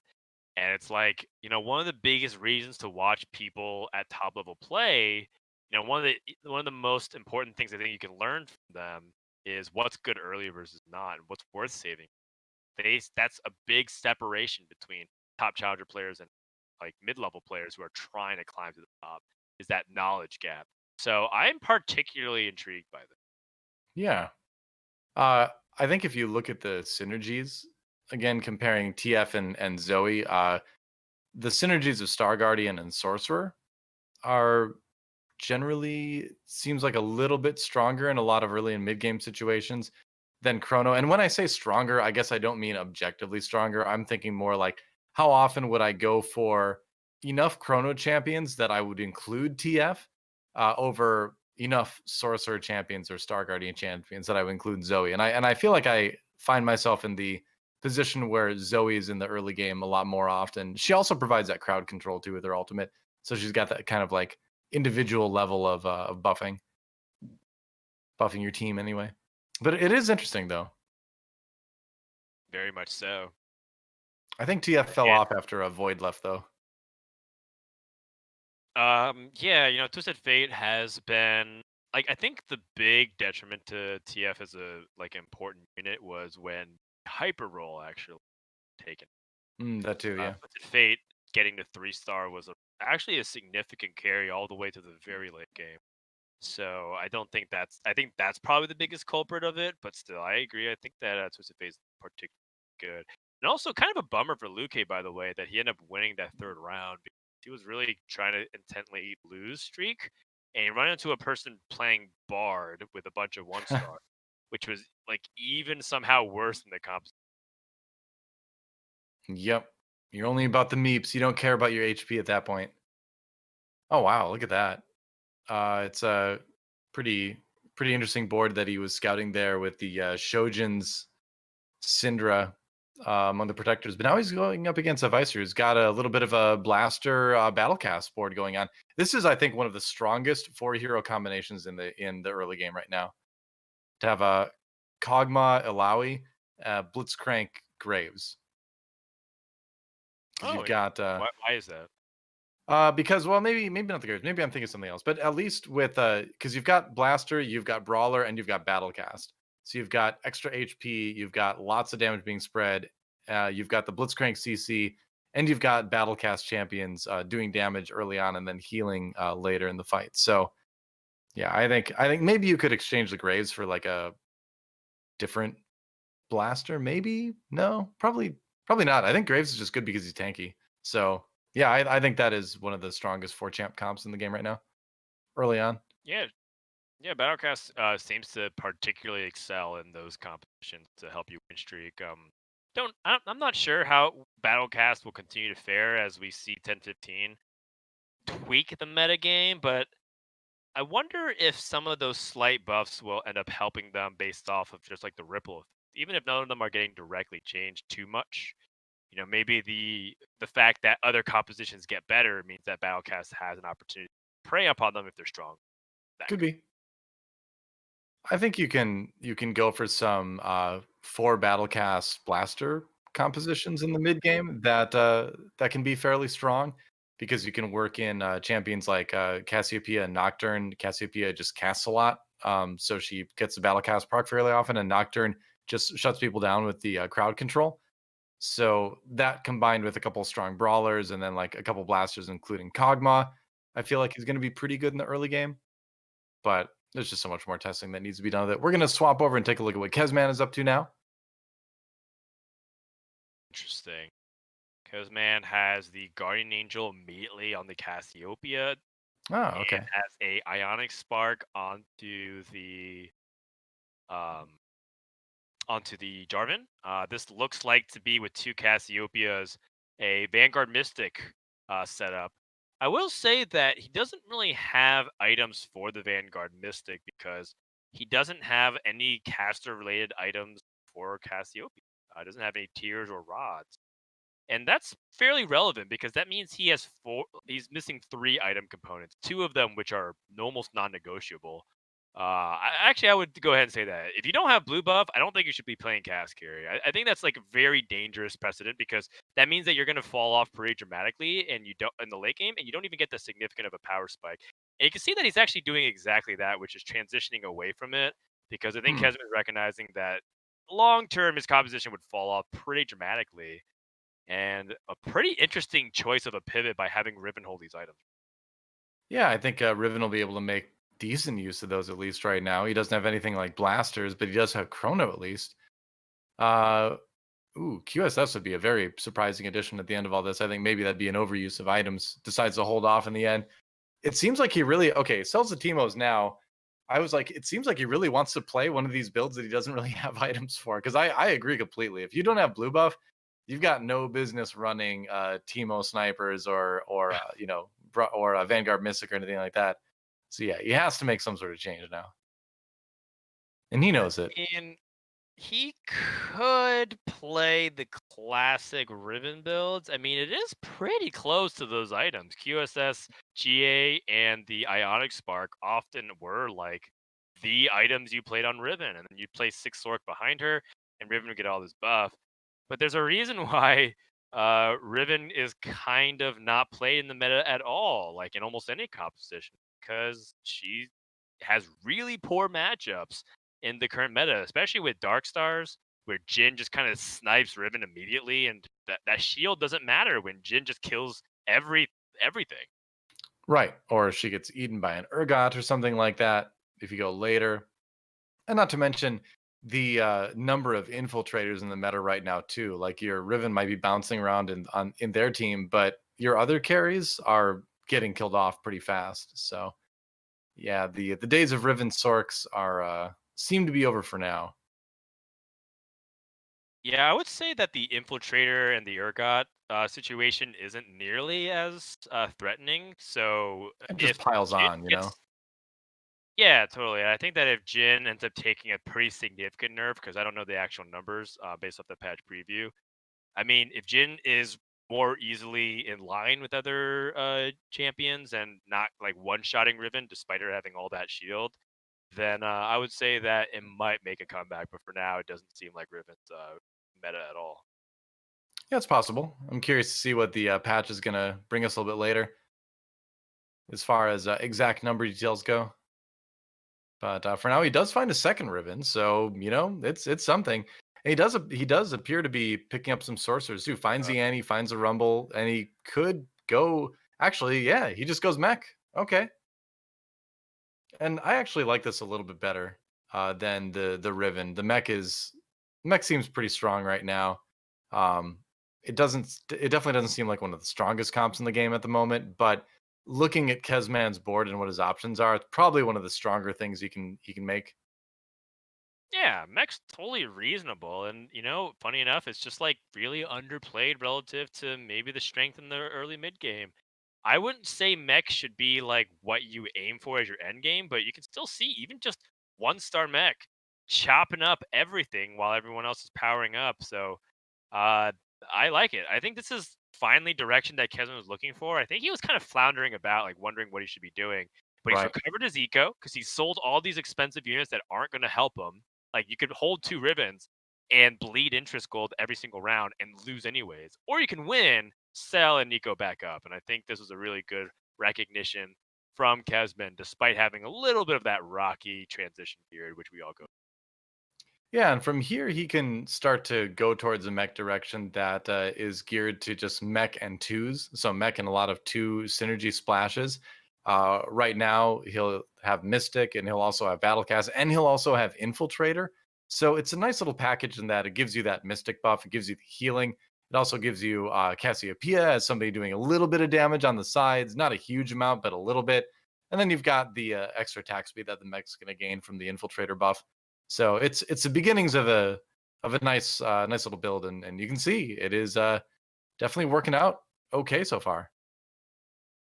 Yeah, the problem that mech runs into, which is something that I think many people have seen playing mech right now, is that this specific window, like stage 3-6, because that's usually, or 3-5, that's usually kind of when you get it on average. Sure. Um, to about 4-1 is the strongest the mech is. And then like after that, it just kind of starts falling off like crazy, primarily because people find Jin, like a Jin. I'm not even talking about Jin 2. They find a single Jin. It's like, okay, cool. Now your mech like dies before he even gets to cast. So, that's a real big problem long term. And I am curious to see how Kezman chooses to deal with it. Yeah. Especially with I Bramble. like that. I like that mech is at least a viable mid game, filler option anyway. It's cool. It never used to kind of occupy that spot before where you could there was no such thing as going into mech and then out of mech later in the past, and now you can kind of do that. So he finds a Cassiopeia too. All right. This Hmm. Jarvan Protector is pretty ambitious. I think I would favor Sorcerer because then it kind of leans Yeah. more to the mech strengths, which is casting. And Right, with right. 1-star Jarvan, 1-star Shin Zhao. Interesting choices to say the least. And I am curious to see how this works because it might actually be genius. Who knows? Yeah, it's hard to really see what the protectors are doing for you in this particular case because you're not even getting like it's not even like protector celestial. It's just two protectors. And I guess they're trying to take some of the aggro off the mech, and in that sort of function they are working. But I think it's mostly just the mech doing work right now. I mean, he could pretty much have anything he wants around the mech at this stage in the game and get similar results. So when this starts to fall off, then the question is, what do you do? Right. I think that's a really good point because the idea is that if he well, he's holding rumbles. I was like, if he understands that he's going to fall off, he has to transition to something. Right. And usually the protector celestial like front line with the dark stars is the way you pivot. So you want to actually have those as your core base units. The only issue is that, if he's planning on stacking rumbles, that means trying to go for rumble 3, which implies that he wants to stay on mech, which it's just interesting because I haven't really seen people play like Darkstar mech or anything like that. And I wonder if maybe he knows something we don't. Yeah, I mean, I think it's just something that's kind of uncontested as well, where it might be sort of like the shiny new toy syndrome, right? Where there's a lot of all the hype is around dark stars and everything right now. So mech may have just kind of been forgotten a little bit, and it might be better than people think it is. So I'm just a little bit surprised about the protectors, like you said as well. Um, Swaps a Rakan out for the Xin Zhao, which on an individual level, I suppose, is better. Yeah. But I think one of the tricky parts of eventually going towards protectors and dark stars is that you've got such a late start compared to everyone else that was doing that in your lobby already. And so, are you really going to be able to catch up? So, I mean, maybe it's a situation where you just want to try to top four, with the mech and see where things go. Yeah, I think that's a lot more of a viable strategy. Like, I think long term, this is not a comp that can be the top, like first or second strongest composition in the lobby. But what it can do is protect its HP. Mech will kill Yeah, units, and he could slowly bleed to like a fourth or fifth place, which might be exactly enough for what the rest of his composition is going to do. And he is getting these like scrappy wins together, which is important because if he's going to go for that protect the HP strategy, he needs every win that he can get. But you can see the mech's already strongly falling off, and he's only been playing it for a few battles. And every single Jin that he faces, he's going to lose. And I feel like at least like 3 players in this lobby will have some sort of Jin-based composition that will make that mech's life hell. probably. Yeah. He's done a good job of holding his HP though. So, see where things go. Okay. He's gonna Yeah, pick up the chain vest. All right. So that could be part of Bramble Vest later. Could be part of a number of different things. yeah. We'll have to see. I think that if long term he wants to fight against Jin more reasonably in some of these other compositions, that Bramble Vest is important. But Yeah. you'd have to move some of those items because 2 of them are on Rumble, 1 of them are on Fizz, and QSS is also really important. I He mean, I also think could just get Oh, go ahead. I was gonna say that he could also just make another Guardian Angel and try to play Gangplank. There's like an opportunity for him to potentially just like find a really quick Gangplank and play Demolitionist and capitalize on one of Mech's strongest attributes, which is to stun everybody in a big AoE. Yeah. If he stays with Mech, I would want him to find a situation where he can remake or replace one of his pieces to, somehow get a Bramble Vest on it to try to combat the Jins a little bit more. But we'll see. Here's his first Jin opponent. He's doing okay, but like you said, in the end, that Mech is going to fall apart pretty quick. Killed a couple units, but that's it. Yeah, we're on right now with Ah, I haven't swapped 5-4, over yet. who's going up Whoa. against the Cybernetics player, and Cybers with a Vayne 2 like that powerful is hard to deal with. So kind of understandable that Salvyyy got the win. Losing to your teammate is not really that big a deal. No. I guess I'm happy to report that you were correct, and he did. The Mech player Kezman did lose to the first Jin he came across. So there you go.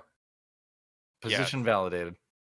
Also, Kezman had lost earlier, I think stage 4-2 to another Jin player, and Oh, that did he? could be repeat. I think that's just like the summary of it, right? Because you're asking like, Sure. why do people ignore the mech? And I'm like, because Jin. There's like no other real explanation besides that. It's the same reason why Riven's ignored. Same reason why like a lot of those units are ignored. The exception is like the solo tank Nico tends to work really well because her job is to stall for the back line.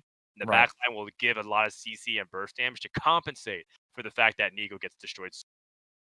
Yeah, and as long as Nico ults once and gets that big AoE stun, she's pretty much done her job, because even if she gets blown up after that, the time delay while the minions she hit are recovering from the stun is basically effective tanking. It's a time where your backline can do damage unopposed. So she's tanky in like a different way than a lot of the other tanks are. All right, well, Salvy's online and climbed all the way back from bottom 2, it looked like at one point, to a top 3. 54, very much online with a Shaco 2 and a Jin with a GA, despite it being at 1 star, and he's ready to roll a bunch of gold. This is actually one of the hardest parts about playing this composition right here, this moment, which is what items you get, and when you get those items slash gold, are you supposed to roll down to 2-star stuff, or are you supposed to go to for fast 9 to improve Hmm. your chances and to make your composition even stronger? And this is exactly the position I get caught up on, so I'm just gonna watch. I'm curious because he's got a chance to build a Rage Blade. So you're thinking about, the possible Xerath later on. He's going to put the Rage Blade on the Shaco. Going to put the Giant Slayer on the Jin. Okay. Yeah, but doing a little bit of pre-leveling as well, I believe, with some of that gold. Right. This makes the most sense for a 2-item combination. I think people will be like, oh, I have a rapid fire can. I'll just place that on Shaco. But then you're like, am I going to play a Hextech Gunblade on Jin? Yeah. Probably not. So instead, use 2 pretty solid items, like tier 1.5, tier 2 items, and then make both of these threatening carry. Going up against the Battlecast, who's still committed to it, having Kog'Maw with the both the red buff and the static shift, but that composition is going to start falling off pretty dramatically. And the choice to level to 9 is paying off here for 54, which seems to be more of his identifying strength that I see to recognize here, which is he can look at boards, evaluate if he needs to be rolling versus leveling, and he's making the right call with very good accuracy. So finds the opportunity to put a Janna in as well, which a lot of these compositions late game end up with that, Janna Xerath carry sort of style. So does he want to go for that? Yeah, I'm looking at its Hmm. composition, and it's pretty unusual, right? This is one of those Yeah. Dark Star flex comps that you don't really see very often. The idea that you play Protector Dark Star, and then you have like 2 to 3, sometimes even 4 to 5 slots that are flexible, depending on what you really want to play. And so, he's having like a Cassiopeia 2 and an Echo 1. That's really unusual to see in a Dark Star composition. And I'm Yeah. really enjoying the fact that he's getting a lot of value off of it, anchored by the fact that he has Shaco and Jin with 2 Guardian Angels. It's very, very powerful. For sure. Looks like he's gonna take a win over Kezman. Very close actually, but he manages to do it. Right. So Kezman take a shot, and 54 manages to stay up on top of the lobby for now. Yeah. Still has not decided about level 9 or not. But again, it's one of those situations where, if you're winning, maybe you just wait, right? You just continue to pick up a few things here and there, do a little bit of pre-leveling, and just make sure that when you need to make the changes, you're in the best position you can be. Yeah, there's a lot of things that I would love to say to break that down, which is one, 5-3 is not a natural interval, so you don't want to waste 2 gold, and that might seem Mm. like not that big of a difference, but you really do want to make sure to maximize gold at every point. Otherwise, you're fighting for interest gold pointlessly unless you're trying to protect your HP. He is trying to see if he can secure this fight against Hotline Ming. If he can get this win, which looks like he is overwhelmingly favored so far because his front line is still going while his opponent's front line's down. But that Ash with the CC could be the Nope. difference maker. It doesn't Wow. look like it. The Ash got one ultimate off, and that's it. And Mingzli from Netherlands gets knocked out in 8th this particular game. No, he is out in 7th. Luque actually out in 8th. So all the way from 1st to 8th in game number 4 for the Italian ladder monster. Mingzli out again in 7th. Salvyyy, 54's teammate, on the verge of elimination, down in 6th. So we'll see if maybe there's anything 54 can do to help him out. hmm I mean, there's a lot of pressure coming in from players like 54 who have really good items. I mean, Kezman is falling off a cliff as well. It doesn't seem like he's really won many fights, and he's losing against Jin ones, like we were talking about. So, if Salvyyy can stay alive just for a little bit longer, I'm pretty sure 54 will kill players like Kezman and Higa before Salvyyy ends up dying. If he can survive a couple of rounds, Yeah. we'll see. Lulu 2 seems pretty good. Hey, there's a Xerath as well. Wow. Really hitting everything he needs to do for the late game. Yeah, I think Cassiopeia is a Right. good exchange for the Xerath now. Hits 6 Dark Star. Doesn't do a whole lot as far as positioning goes at the end of that. But this is such a strong board. Yeah, I mean, most people are positioning on the right side, so just put Shaco on the right side. And it's one of those things we're talking about where he didn't have to level aggressively to 9, even though he was pushing for it, Yeah. because of how strong his board is. And he is just absolutely cleaning up house. Vicer's going to take some pretty big damage. His teammate Salvyyy, what's the final verdict? Looks like Salvyyy did get the win. Higa takes the loss. But a Wow. good chance for Jeremy to close out strong here. That's so rough for Netherlands as well, exiting in 6th and 7th in, or I guess Higa's still in it for now, but Netherlands on the verge of exiting in 6th and 7th, which would be pretty devastating. How's your German, Frodan? It's okay. Oh, Oh, he's turns not out a friend. Salvy and 54 aren't friends. Oh, you hate to That's see it. actually really funny. It's actually super funny, unless it's like a case sensitive thing. I Either probably. I'm way, sure they're to answer your question, my German is okay, although it's probably a lot worse since I haven't spoken German in like 4 years. I He's trying to like specifically type. there Bro, you don't go. you have like his Discord or anything? Yeah, no kidding. Yeah. I took German in college, but I haven't really used it since then. Mein Deutsch ist nicht so Me good. too. Uh, Oh, well, not so found again. Rip. Keep- try as you might. I guess Salvi will just keep stealing his units. Oh no, he can't. He's out. Salvi down and out in 6th place during that. Didn't want to Yeah. read the messages anyway, I suppose. Well, Luden's Well, Echo. Okay. yeah. Mhm. Luden's Echo's okay. He could Yeah. put it just, on the Xerath and just give him some little bit extra AP and that mana. The bonus effect for it doesn't really matter too much because Xerath, I mean, every little bit helps, right? But it's not like as impactful as Rage Blade, which will help him scale his damage very aggressively. Right. It will Xerath help though dunks you so hard third Xerath. anyway. Yeah. Honestly, that's an item you'd want to put on the Echo a lot of times if you didn't have the Xerath, but the Xerath kind of takes priority, I would imagine. Could also make an argument for the Lulu too as well, since that's a champion that you really want to be able to cast each time. Yeah, I Ooh, personally like playing Fizz 2 over a Echo. I know Echo is very powerful, but he is sort of mana, sorry, not mana, item dependent. Versus yeah. Fizz, just as a two-star unit, is very impactful because that's the. Either way, this still looks like an overwhelming, crushing victory from 54. Who, well, actually, maybe not as dominant because I forgot about that Shaco in that corner. Ooh, Shaco's it was doing work. close. Yeah, but still gets the win and the elimination. Yep, he got out in fifth, and RyKo Mastery actually out in fourth. So we are down to our top three, and Kezman only 3 HP remaining. So it's really looking like the top two is going to be between 54 and Visser from Poland. So good results from Poland here, guaranteed to at least get 2 and 3 in this game. Very much so. And Poland was, separating themselves from the rest of the pack. So a job well done. Yeah, Kezman just picked up the Rumble 3, so clearly he decided to stick with the mech route, and it's paid off. I mean, there is something to be said for an unopposed mech right now. Yeah, it's definitely one of those things where like it's a player difference in my, in my opinion. Like I think one of those things where like I could play mech a lot and I'm gonna have nowhere near the amount of success that Kesman would if we both chose to play it.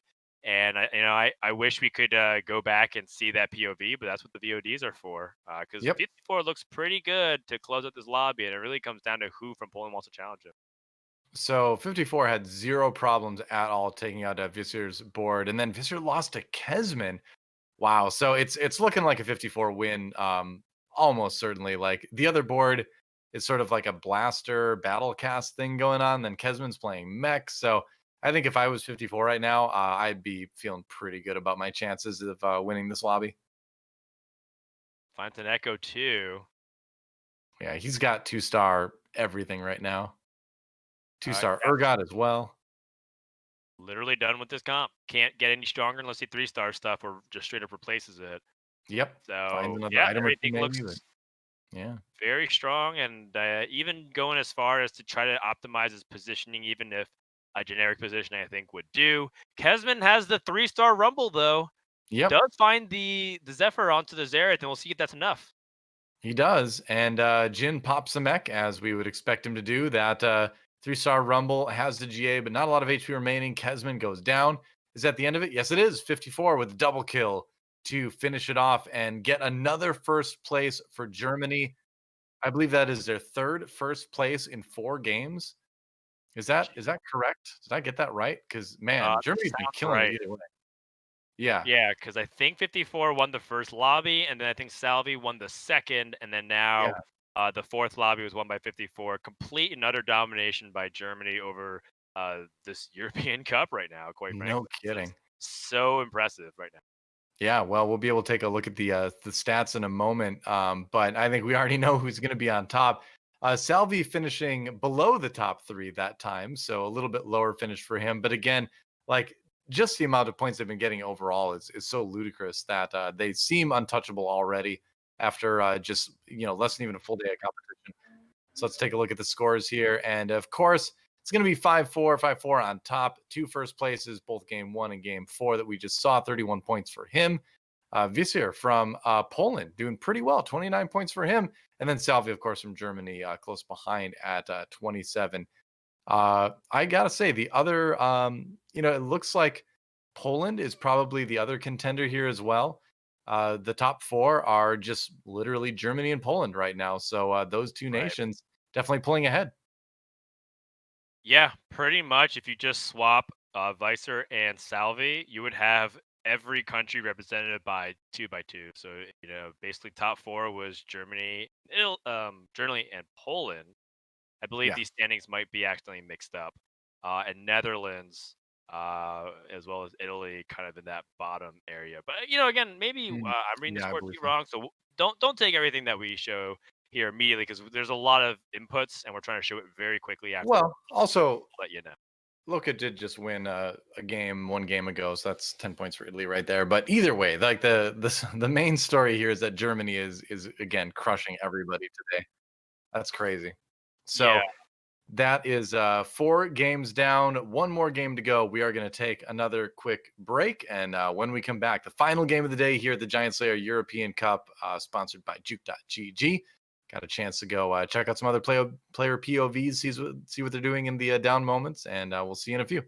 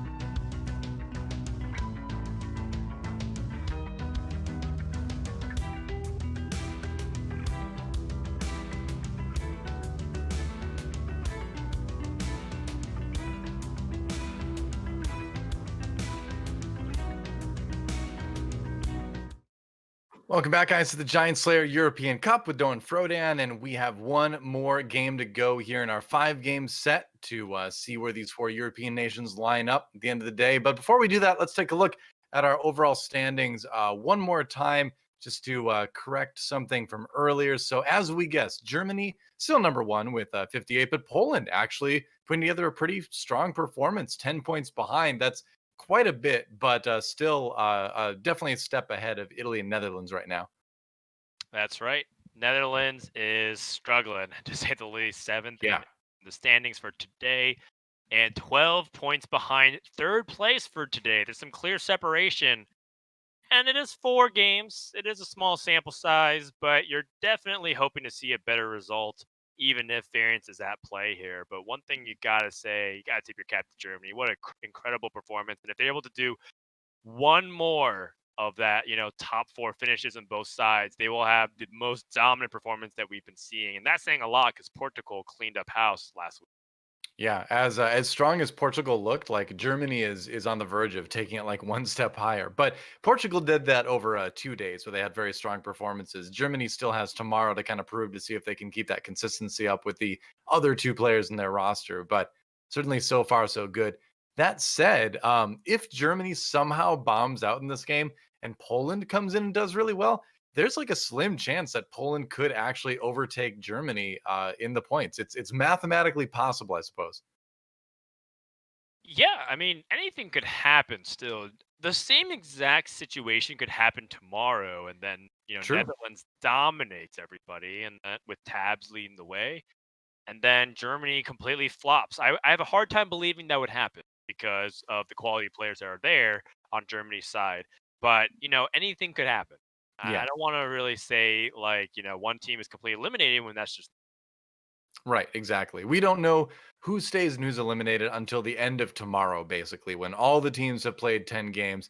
The teams from last week that got third and fourth, some of them might still make it through. It seems unlikely, but it is again mathematically possible. So we have to wait until the end of the day tomorrow to really find out. But I think it's going to be great to get into our next game soon and see what the last one's going to be.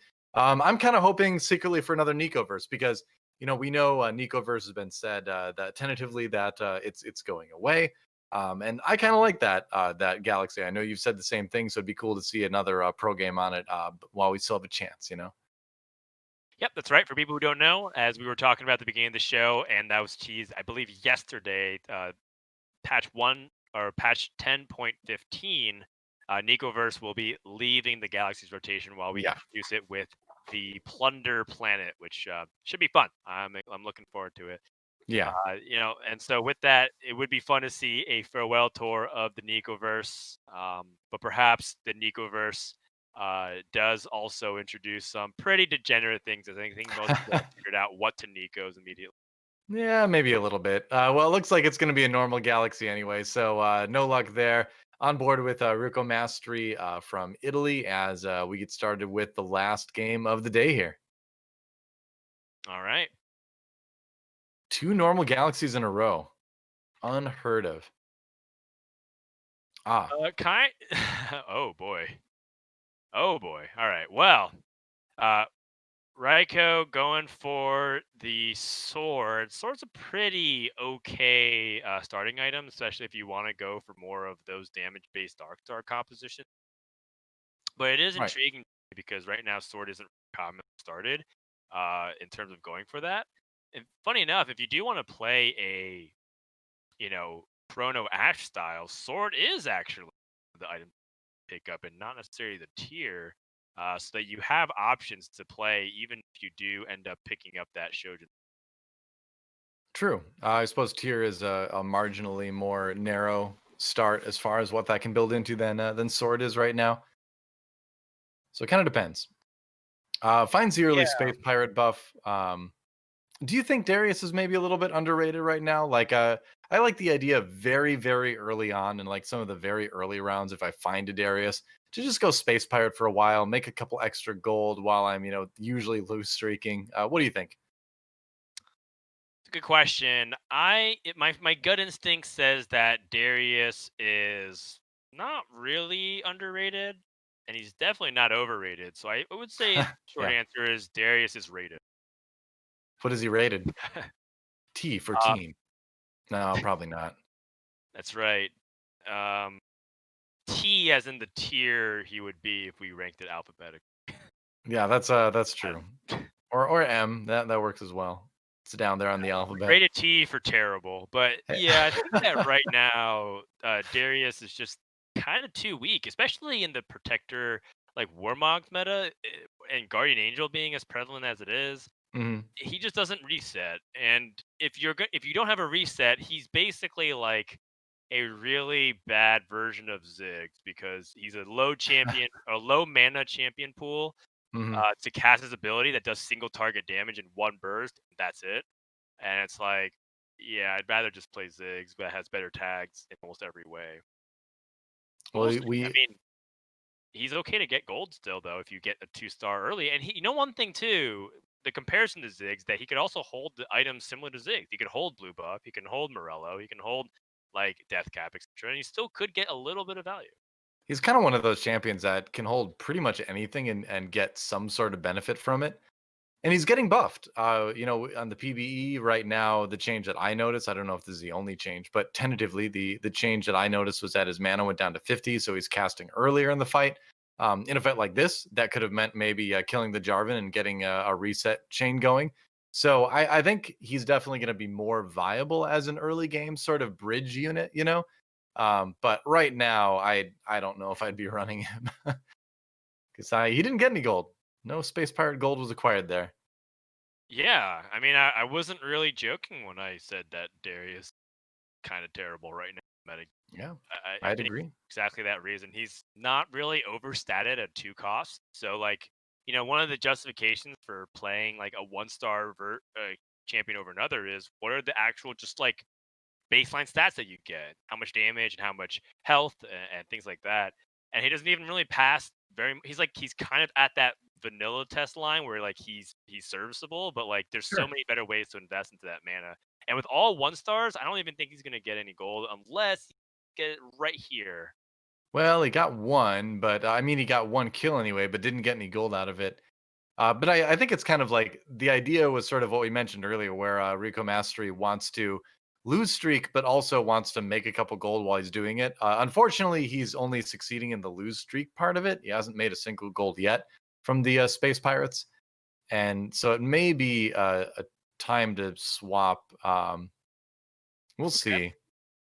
Yeah. Okay. Yeah. Wow. He really wants to keep this Darius in there. He really believes in the Space Pirates. Like I respect this. I don't know if I agree with it, but I respect it. Oh yeah. It seems like RyKo Mastery is more of like your ride or die homie. Like That's if right. you make friends with him, he will have faith in you until the bitter end. And because that's what I'm getting. This Darius ain't cutting it. If anything, I'm selling the most chance for you to make a single goal with Darius is to sell him to make 10 interest gold. That's true. He is He'll, not making a gold otherwise, unless he's able to get it off this Jarvan. But it's a tanky Jarvan with a protector buff and that belt. oh, he did it. Oh, he got it. He did it. All He right, died dream immediately come after. true. He made a gold. That's right. Yes. Now sell out and make that 10th goal. There you go. Oh yeah. All right. Perfect. Take it Way back. to go, Darius. Darius. Not S tier completely unit. useless. Yes. He's S tier upgraded from unit. T to whatever is before T in the alphabet. I can't count the alphabet backwards. S. S. Thank you. Our producer was on that so fast. I can do you it one count way. I back was only taught to do it 100 one by direction. 7? What? I say, can you count back words from 100 by 7? That's the bigger question I want to ask you. But Oh, anyways, no. the point of it is that he is kind of putting together a nice little losing streak here, and he's able to really like amass like a lot of gold early. He's still going to make that comeback in the middle stages, and I do think that if you don't play on Nicoverse, your ability to rebound is a lot worse. But still, I want to see if RyKo Mastery can continue to make this comeback by losing. He Oh, does have this Cassiopeia, and I wonder if it's worth playing at all at maybe. a level. Oh, yeah, do it. Yes, I was gonna say, or you sell it and give Darius a GA because Darius is your man, and you're not gonna give up on He's, Darius. he's your ride or die. I'm actually I respect. Yeah. Just no other words, but just respect. Well done. So I mean, there's a lot of respect, but also an element of confusion, but mostly respect. But Yeah. now is the time where Darius goes off, right? Oh well, or does 0 damage to a Jarvan. Oh, the heal comes in. All right, now's the time when Darius goes off. Yes. All right. Well, no, didn't work out. Still just Darius. An Maybe next attempt time, was Darius. made. He needs more items. Give him the Bloodthirster. He needs to heal. Yes, that's the reason. He's missing a bloodthirster. We've identified the problem. Yes. And now, once more, I come to you and ask, is it worth hitting the extra interest goal? Because that's the higher chance you get to make goal with Darius Looks like it than is it this is to time. actually Okay, playing him. And I think good. it's the right move. He's gone. He had his 100% shot. the right move. You know, Right. Darius got a lot of opportunities, but in the end, you need to take those opportunities, and Darius didn't. He got more opportunities than he should have, though. That's some pirate privilege, if you ask me. Like, the idea that you think that Darius will keep making you gold and you give him all the items and he still fails. What kind of nepotism's at work here, you know? Exactly. Well, now it's like a real pirate ship where it's like, you have failed me for the last time, Darius, and he like throws him overboard, which is essentially what he did by Right. ditching him for a couple gold. Yes, lots of throwing indeed. 5 So losses in a row, but that's the intentional losing streak you came for. But yeah, kind of what's intriguing about the level, right? Like, if you're gonna lose streak and you lose pretty dramatically in all this HP, I feel like I usually lean more into the eco strategy, right? Because at this point, right. you would have 50 gold. But what's interesting is that RyKo chose to level. So I want to see if his strategy adopts the fact that he has that 5% chance to roll that tier 4 unit and how he's going to adapt accordingly. Now he's got a chance to right his earlier wrong and buy the Darius and the Graves again and go back to Space Pirates. Like he's got the game has given them him that opportunity. Right. They're floating out in the sea asking for a lifeboat That's or right. something out. Yep. They are riding whatever dolphin equivalent animal exists in the League of Legends universe behind the boat, asking to be let back in. They're in the void riding their Velka. Oh, not gonna happen though. Well, it could be Warmogs on Jarvan here, which seems good. I've heard Warmogs on Jarvan is a pretty strong combination. He also has a tier, so now he can make the Shojin and can play a Protector Darkstar Ash build. I think Yeah, that's very good. certainly looking like it should go in that direction. Yeah, and I actually would love to splash somehow right now. I think the splash looks something like Shen and TF, and then put TF to hold the Shojin temporarily. It Oh, I does like that. cost Yeah. him a little bit of gold, but I don't think Mordekaiser is particularly important. So I think I would have sold Xayah, Mordekaiser, and go for the Chrono. But either way, it's still a entirely reasonable board. And maybe the problem is that actually he doesn't want to actually win, right? Like he's still cultivating a losing streak. The Right. Jarvan is just to help him from bleeding too much HP, which unfortunately, there's his opponent's at level 6, and there's 6 units on the other side. So it looks like that Jarvan 2 with Warmogs actually didn't do Jarvan. He lived for so long. right. That is crazy. It's the mosh pit Okay. survivor. All right, we find a Zoe 2. Nico 2 is much bigger. There we go. There's the Ash. All right. This roll down is going well. Yeah, Bard. You can lean into the Bard. Bard Shojin. 2, yes. Yes, 100% now you slam Shojin onto that Bard. Yeah. Yeah, wait until you find the Ash 2, or just put in the Ash 2 for now and swap things later. Another Ash in the shop, which I would think you definitely want to pick up. Yes, I would presume much. Yep, got the Jin as well. Oh no. No. You can put the Shojin on that Bard for a little You while. want the Bard. Yeah, I mean, Bard. I think it's totally. I don't think it hurts his power that much. I mean, you should put it on somebody at least. I mean, Alright, I just want to see. I mean, I think with the Jin and GA, he's actually strong enough to do this without Shojining the Ash, and it's actually proven right here that he didn't even put the Shojin on it. And imagine the meeps. I know, Imagine right? the meeps. Yeah. It's all His good. chat's It's probably all spamming good. Trojan Bard. Yeah, he already won. I think the part of the issue is that he had a Bard 2, and I think he might think about keeping Bard long term. He doesn't want to sell it and buy it because he might just explore Astro Snipers. But That's a fair point. That's a fair point. I mean, because you're more likely to find the Nautilus to go around along with the Bard and the Teemo than the Gnar and the Teemo at the same time. So it's a valid point, I suppose. But the Meeps, there could have been so many. Yeah, for the Meeps. This Bard out on an island. Yep. Bard Island. Sounds like a reality show. Yeah, sounds like a really happy reality show. So there's just Yeah, little Meeps everywhere. exactly. They're But I'm pleasant. so happy to get completely destroyed here. This is well, Well, it was a good the Nico ult. the Really good Nico Jin ults. the Jin got ignored for a long time. Actually, looks like Jin was in a bad spot, and then he de-aggroed, and everyone just left him alone, and he was like all the damage. So actually, it ended Yeah. up working out okay. Dude, Nico Yeah, saved the Jin. day there, man. That first ult gave them enough time for Jarvan to take some chunks out of some important members of the other team.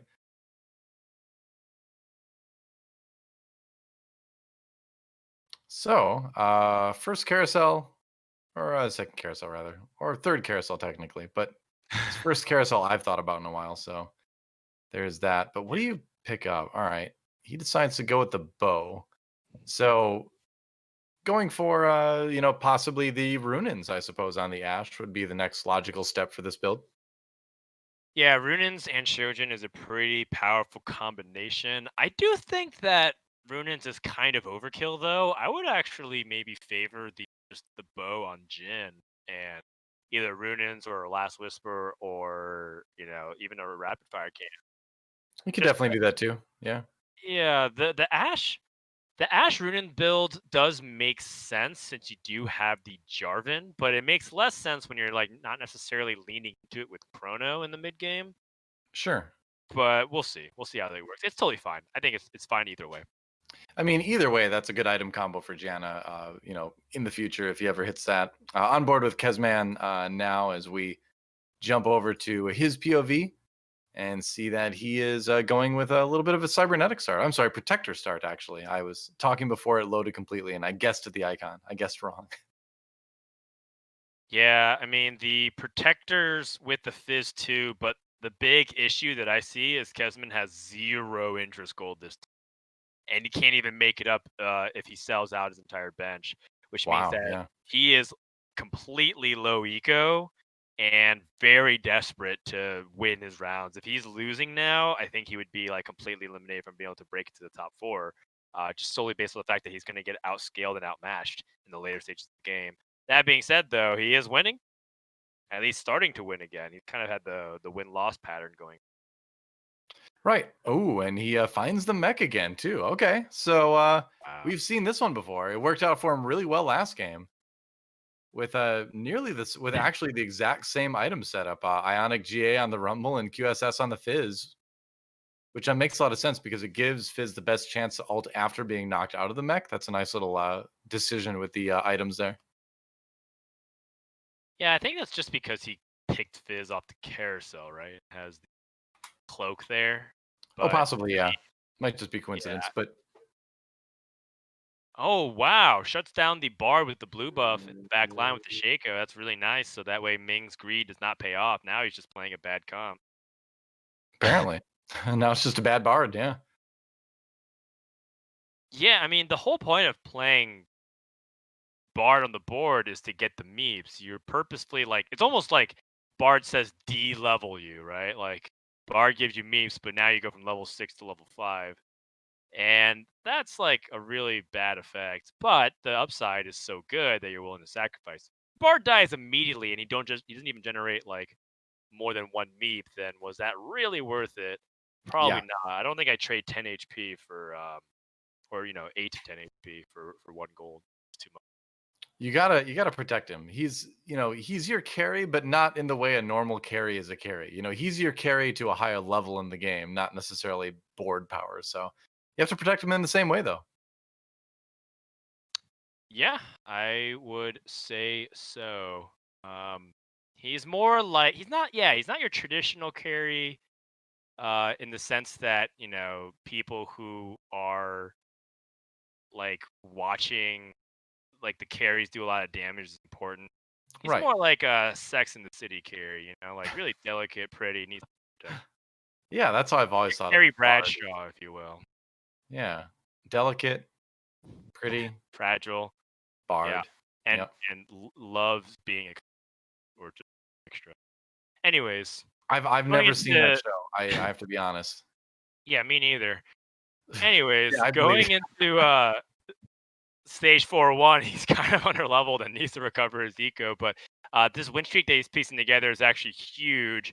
And now, if he can get to 7 reasonably, and I don't know, play a sorcerer, play a demolitionist, he might be in a pretty good spot once more. And I think Kezman may be just discovering like a good tournament build to play right now with Mech. Yeah, wait. Being the only person playing mech in a board in a tournament is a good way to play tournaments. I feel like I've heard that before somewhere. It sounds familiar. Indeed. Definitely not as strong as it used to be, but I've been thinking about the mech a lot lately, actually. Even before we started seeing this, I was laddering and stuff. I'm like, I just don't see mech anymore, and I don't play mech anymore. Like, what happened? Mech obviously has disadvantages. You mentioned the Jin factor being a big one, but it's still strong. So I was kind of thinking that the mech was just sort of being underutilized and ignored lately. And Kezman is kind of showing us that the mech can be a strong, like, middle ground comp, or and at least a way to salvage a poorly performing early game sometimes. It's not going to save the day. Yeah. It's not going to win lobbies, but it can get you some decent results yet. It seems like. Well, based off of that battle performances, I'd probably add the Ash builds into the pool of things that counter the mech. The mech had Sure. QSS, had like a Shaco and a backline and everything like that, and the mech didn't do anything after a certain point of the fight. It got to cast again because of the GA, but the Ash just kept the mech frozen. And then when you pop out with 1/3 the amount of HP, it ends up becoming just like too much stats to overcome your opponent. So Yeah. that's also another consideration. All right. Another round going up against Visir here, his teammate on Team Poland, who is looking for an Ash, Whoa! but only has a TF right now. And yeah, this might be a pretty good one for the mech. If he can get through that protector. Oh, maybe not. Never mind. Oh, it was close. Oh, this is really bad showing for Mac. Ouch. Shaco instantly killed the Jin and the TF, which were like kind of the two main. I guess it was a TF1, so it wasn't really that big of a deal. But then just Yeah. back on like a traditional protectors that wasn't really even itemized super like defensively at that point. So Kezman might be running into more problems soon because things are not looking promising. But we'll see. I think part Yeah. of it, again, he lacks real damage. Like the Shaco and the mech are the main damage pieces, but Shaco has no items, and the mech needs to cast. And there's a lot of things that are intent on stopping that mech from casting, whether it's Shroud or it's like things like Ash that stops it with the Frost Arrow. Yeah.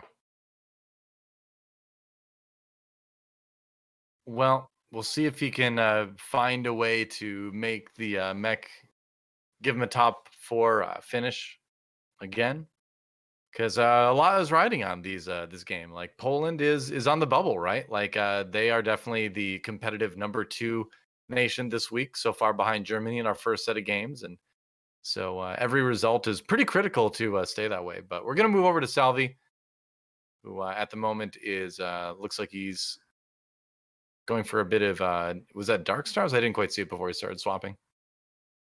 Yes, Shaco with a Shojin's instead of the Bloodthirster. Pretty much the exact Sure. description that we were talking about. Goes up against the mech player, and I mean, he has a Jin, but the Jin doesn't have defensive items. So if the Jin ends up going down, that's still going to be a little trickier. I do wonder how the Shaco is going to fare against this composition as well. Oh, well, he breaks the mech. All right, but he gets broke as well. Salvyyy does not succeed there. The Shaco not quite enough. Right. He was Hmm. not really protecting Jin. He doesn't even have real Jin items besides the ability to put a belt onto him, and that's not super great. He also scouted a few other comps, and I think he was positioning for them as well. But yeah, this is definitely looking a little bit dicey for Salvyyy because outside that Shaco 2 and the Ash 2, I guess he has Rakan as well, a 2-star, but he's really lacking meaningful front line right now. Right. Lacking front line and also lacking like that sustained damage. Going back to the Jin items, it really is like Shaco or bust at this point for this. Fizz gets an ult, but it's just a Fizz one, so a lot of times that Fizz isn't going to even be able to do that. Yeah, And going up against mingzli, it looks like he's going to be taking another loss here. And Salvyyy does not want this. It was such a strong start for Germany that it would be a real pity for them to fall off here at the very end. His yeah, teammate 54 currently in sixth as well. So sixth and eighth, not a great, or a sixth and seventh rather, not a great spot to be in for Germany. right. So I think it'll come down to both of those players' roll downs, as you commonly see. But it seems like level seven's been a struggle. So if he hits 8, was he even going to play at that point? Usually, you do try to slap in a Mystic at that stage. Right. Things aren't really clean here for Salvyyy, which makes sense. Germany was like dominating so much that they can't keep it up. Except they kind of did for a while, so that's really impressive in its own right.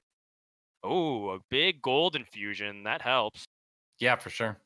And the ability to make a trap claw that might be useful. Ooh, there's a Janna. All right. Doesn't Huge really have items to support it though. Goes up to 8. fresh. Hmm. He sells the Janna. All right. Goes for another Echo. So putting his eggs in the infiltrator basket right now, going all the way up to 3 infiltrators. Or no, 2 and just 2 fizzes. Huh. Yeah, I think he's pretty much just looking for 2 stars, like if he needs a hit, because I think he recognizes how dire of a position he's in. Yeah. So this looks to me like Salvy's trying to salvage like a 5th place. Like this is usually what ends up happening if you're not ecoing at all, like and you roll completely down, you're still stuck on 1 stars. And it happens, right? Even to Salvyyy, one of the best players in EU, Yep. in the entire region, is going to sometimes not hit. But the good news is that he's stabilized and he's pressuring people like Biter, who also rolled down. That's a really good sign. Other players who also rolled down completely at this stage and you've beaten them puts you in a position where you feel pretty confident that you can advance forward. Yeah. Ladies and gentlemen, Higa has left the building. He is Oof. out in eighth at negative 117, which is a Ouch. sign of leaving the game. And so that means now it's on Salvyyy to not be the next one eliminated here. Meanwhile, Luca from Italy, eighth last game, currently on first of the lobby with a win streak going, just slightly ahead of mingzli from the Netherlands, who is the last man standing for Netherlands right now after Higa bowed out. Yep. Salvy has almost all of his 2 stars. He hit the Jarvan 2, he hit the Karma 2. If he has one more Fizz, he's the Fizz 2. Then he'd be only missing his Jin. And then he could probably consider rebuilding his economy. Oh, places the Shaco in a spot where Zephyr is, and that's exactly where the Zephyr is. Oh no. That is That's the worst disastrous for feeling. Salvy. That is a worst feeling when you reposition and you put your main carry right into the Zephyr, and he is going to take a huge hit this time. Not enough to kill him, but man, that was a big, big loss that Salvy could not afford. 2-star Janna, actually, over on the RyKo Mastery side. Wow. That is a Yeah. very fast 2-star Janna. I wonder if he got a little bit of Nico's help with that one. I mean, he's There's at the level 9. Fizz. And he has eco, so that makes sense. But yeah, Fizz 2, he put something else in. I guess he could put in like a Leona, a Nocturne. But yeah, nothing Yeah. too impactful. And the nice thing is Salvi is actually doing a little micro movement, which is or a micro play where he's just gonna make it at the last second so that people can't predict where the Fizz is gonna go. This is actually really, really smart. Something that happens like 1 out of 1,000 times when you play this game, but it's a really smart thing. Oh, Oh, he's not gonna does do not that. make it. Oh, wow. All right. I'm a little bit surprised about that because, yeah, I thought he was going for the same thing. Going for the Oh, randomness as okay. far as which side it's going to be, but yeah, just opting to buy the Fizz a little bit later. Interesting. Oh, because he knows there's a high chance he plays his teammate. Yeah, I think that was it. And He he thought there was doesn't a want to punish him. Okay. yeah. Yep, trying to be the good teammate, but he is out in 7th. 5-4, 5-4. It's on him now to try to keep Germany in it. But we are going to move on and take a look at what mingzli is up to. Again, his teammate Higa already knocked out, so it's on him to try to get a strong finish here in the final game of the day. Definitely, because remember, you're not playing just for the final points of the day and like trying to salvage anything as pride. Like you're trying to get points to your team the next day. You can hand them in the best position that they could possibly be in. Exactly. So going for Vanguard Mystic, which again is just a very strong, very consistent composition in the meta right now. It's generally not going to win you a lot of lobbies until you get to level 9 and you're able to start pulling things in with the Thresh, but namely the Urgot. But it can still be a top 4 comp pretty easily like this here, and he's very close to hitting the Jace 3 as well, which is a nice little bump in power. Yeah, I would definitely say it is primarily a top 4 comp. If you look at its win rate Yeah. to its average placement, it's in the single digits. Normally, the top tier competitions win percentages are at least like a dozen or so, like 12 to 13. Yeah. Below that, so that makes a lot of sense that it does fall off a lot in the late game. And I think that like mingzli is gonna probably start to fall off soon. I am kind of impressed again that the mech is hanging in there. Like I expect it to plummet a lot further than it does, but maybe this protector as like some kind of bridge helps it a lot. Like maybe the Jarvan attack speed is like kind of nutty with the mech because the attack is a cleave. Yeah. Like converting that attack speed into AoE. I'm not sure. I think you may be onto something there, and he did add Demolitionist in with Ziggs as well. So while it still might not top 4, I think you might be right that maybe Protectors is this kind of like interesting. Protectors with Jarvan specifically is this interesting tech that can boost the mech damage a lot. Yeah, Huh. I mean, if he's able to outlive and place in the top 4, then yes. Otherwise, I wouldn't be I wouldn't be very convinced if you said, well, if you choose this unusual path, you too can also guarantee 5th place. I'm like, I'm not sold on that. Yay! Who doesn't love 5th place? Hooray! When you're I would love to. it's not bad to be honest. I like. Yeah, I mean, I like funky synergies like that. I like it when people kind of think outside the box as far as how you use unlikely pairings to power up your composition. So even if it's not like the next big thing in TFT, I really love seeing things like that. I'm always up for some off meta stuff. So credit to Kezman for making me lose LP when I try this on the ladder later in a fun way. Well, Kezman down to 4 HP. Yep. mingzli not losing. So this looks like a potential win for mingzli, primarily because of the fact that everybody else in the lobby is 14 hit points or below. Yeah, that's insane. 6 before stage 6. This is such an aggressive lobby that we haven't really seen in the past, where Vanguard Mystics, Cybernetics, Brawler Blasters, all these other compositions, they do have a window where they can win. That's before Dark Stars gets fully online.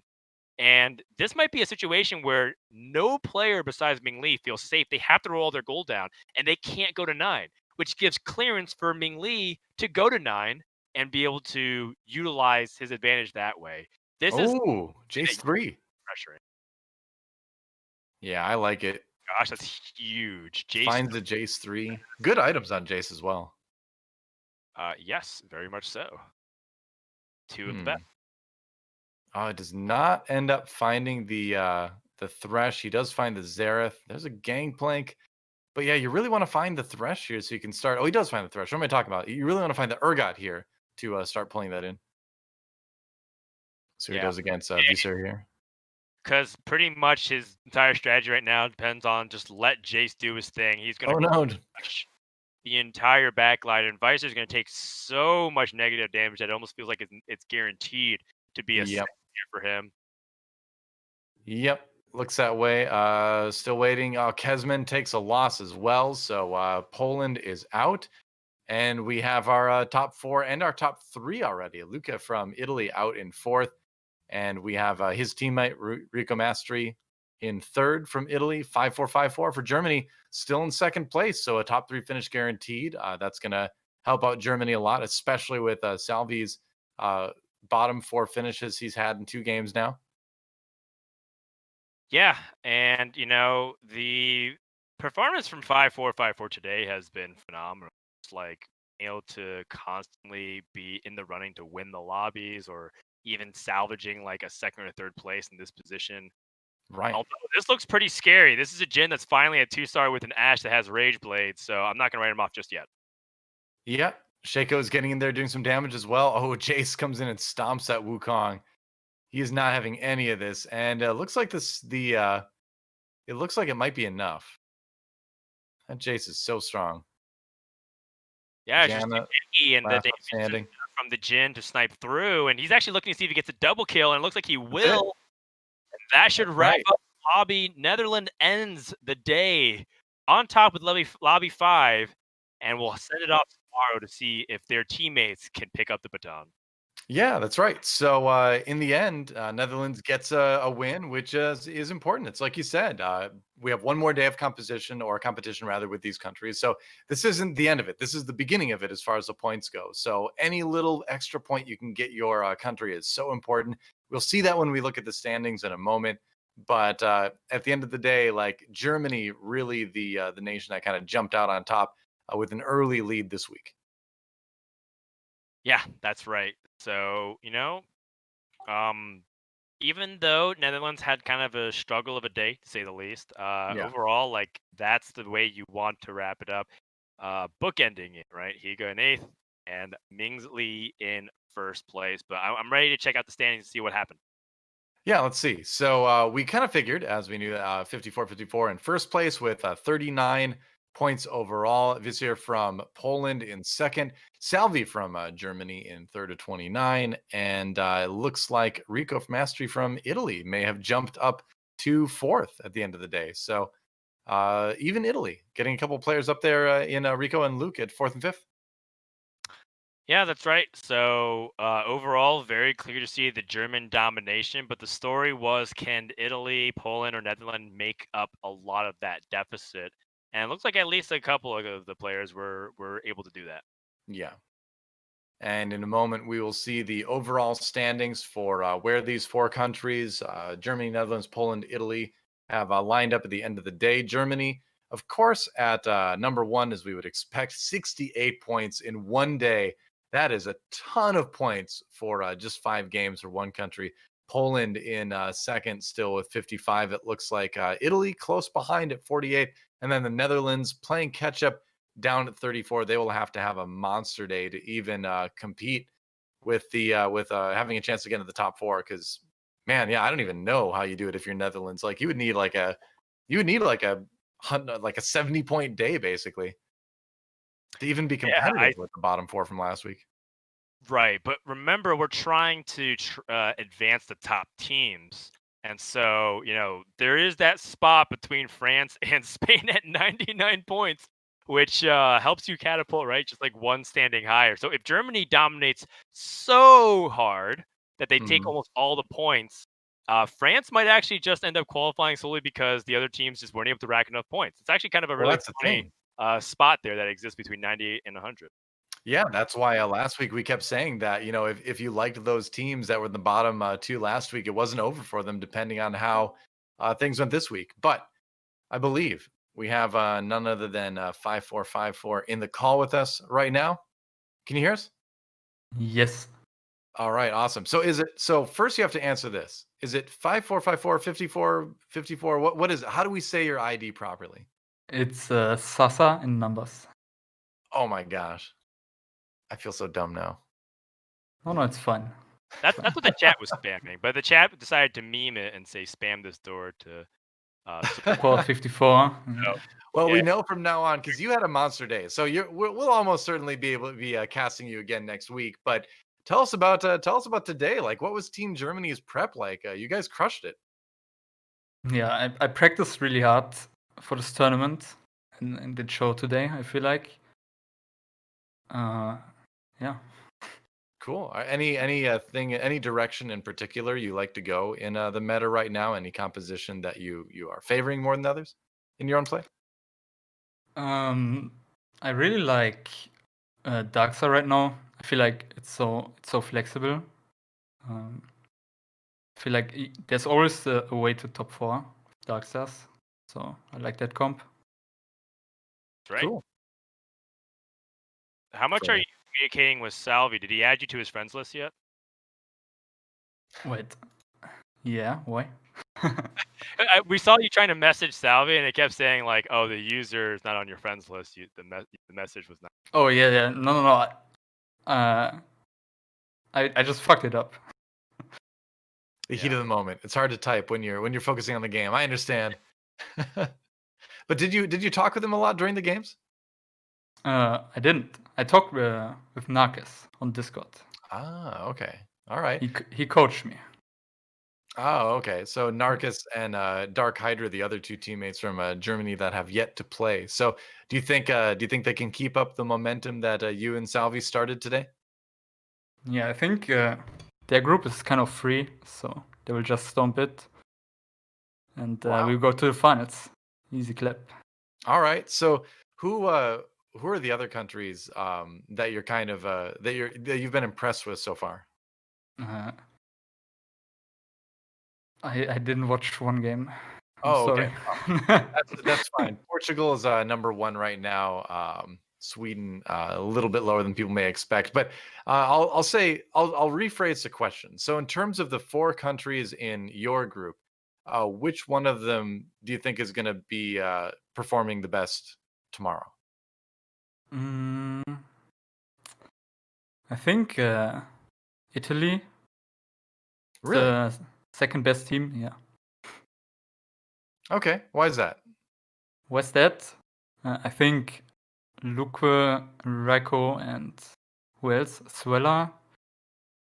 And the last one I forgot, but Monphis. Monphis. They're all good. They're all insane. So yeah. Okay. All right. They are insane. So cool.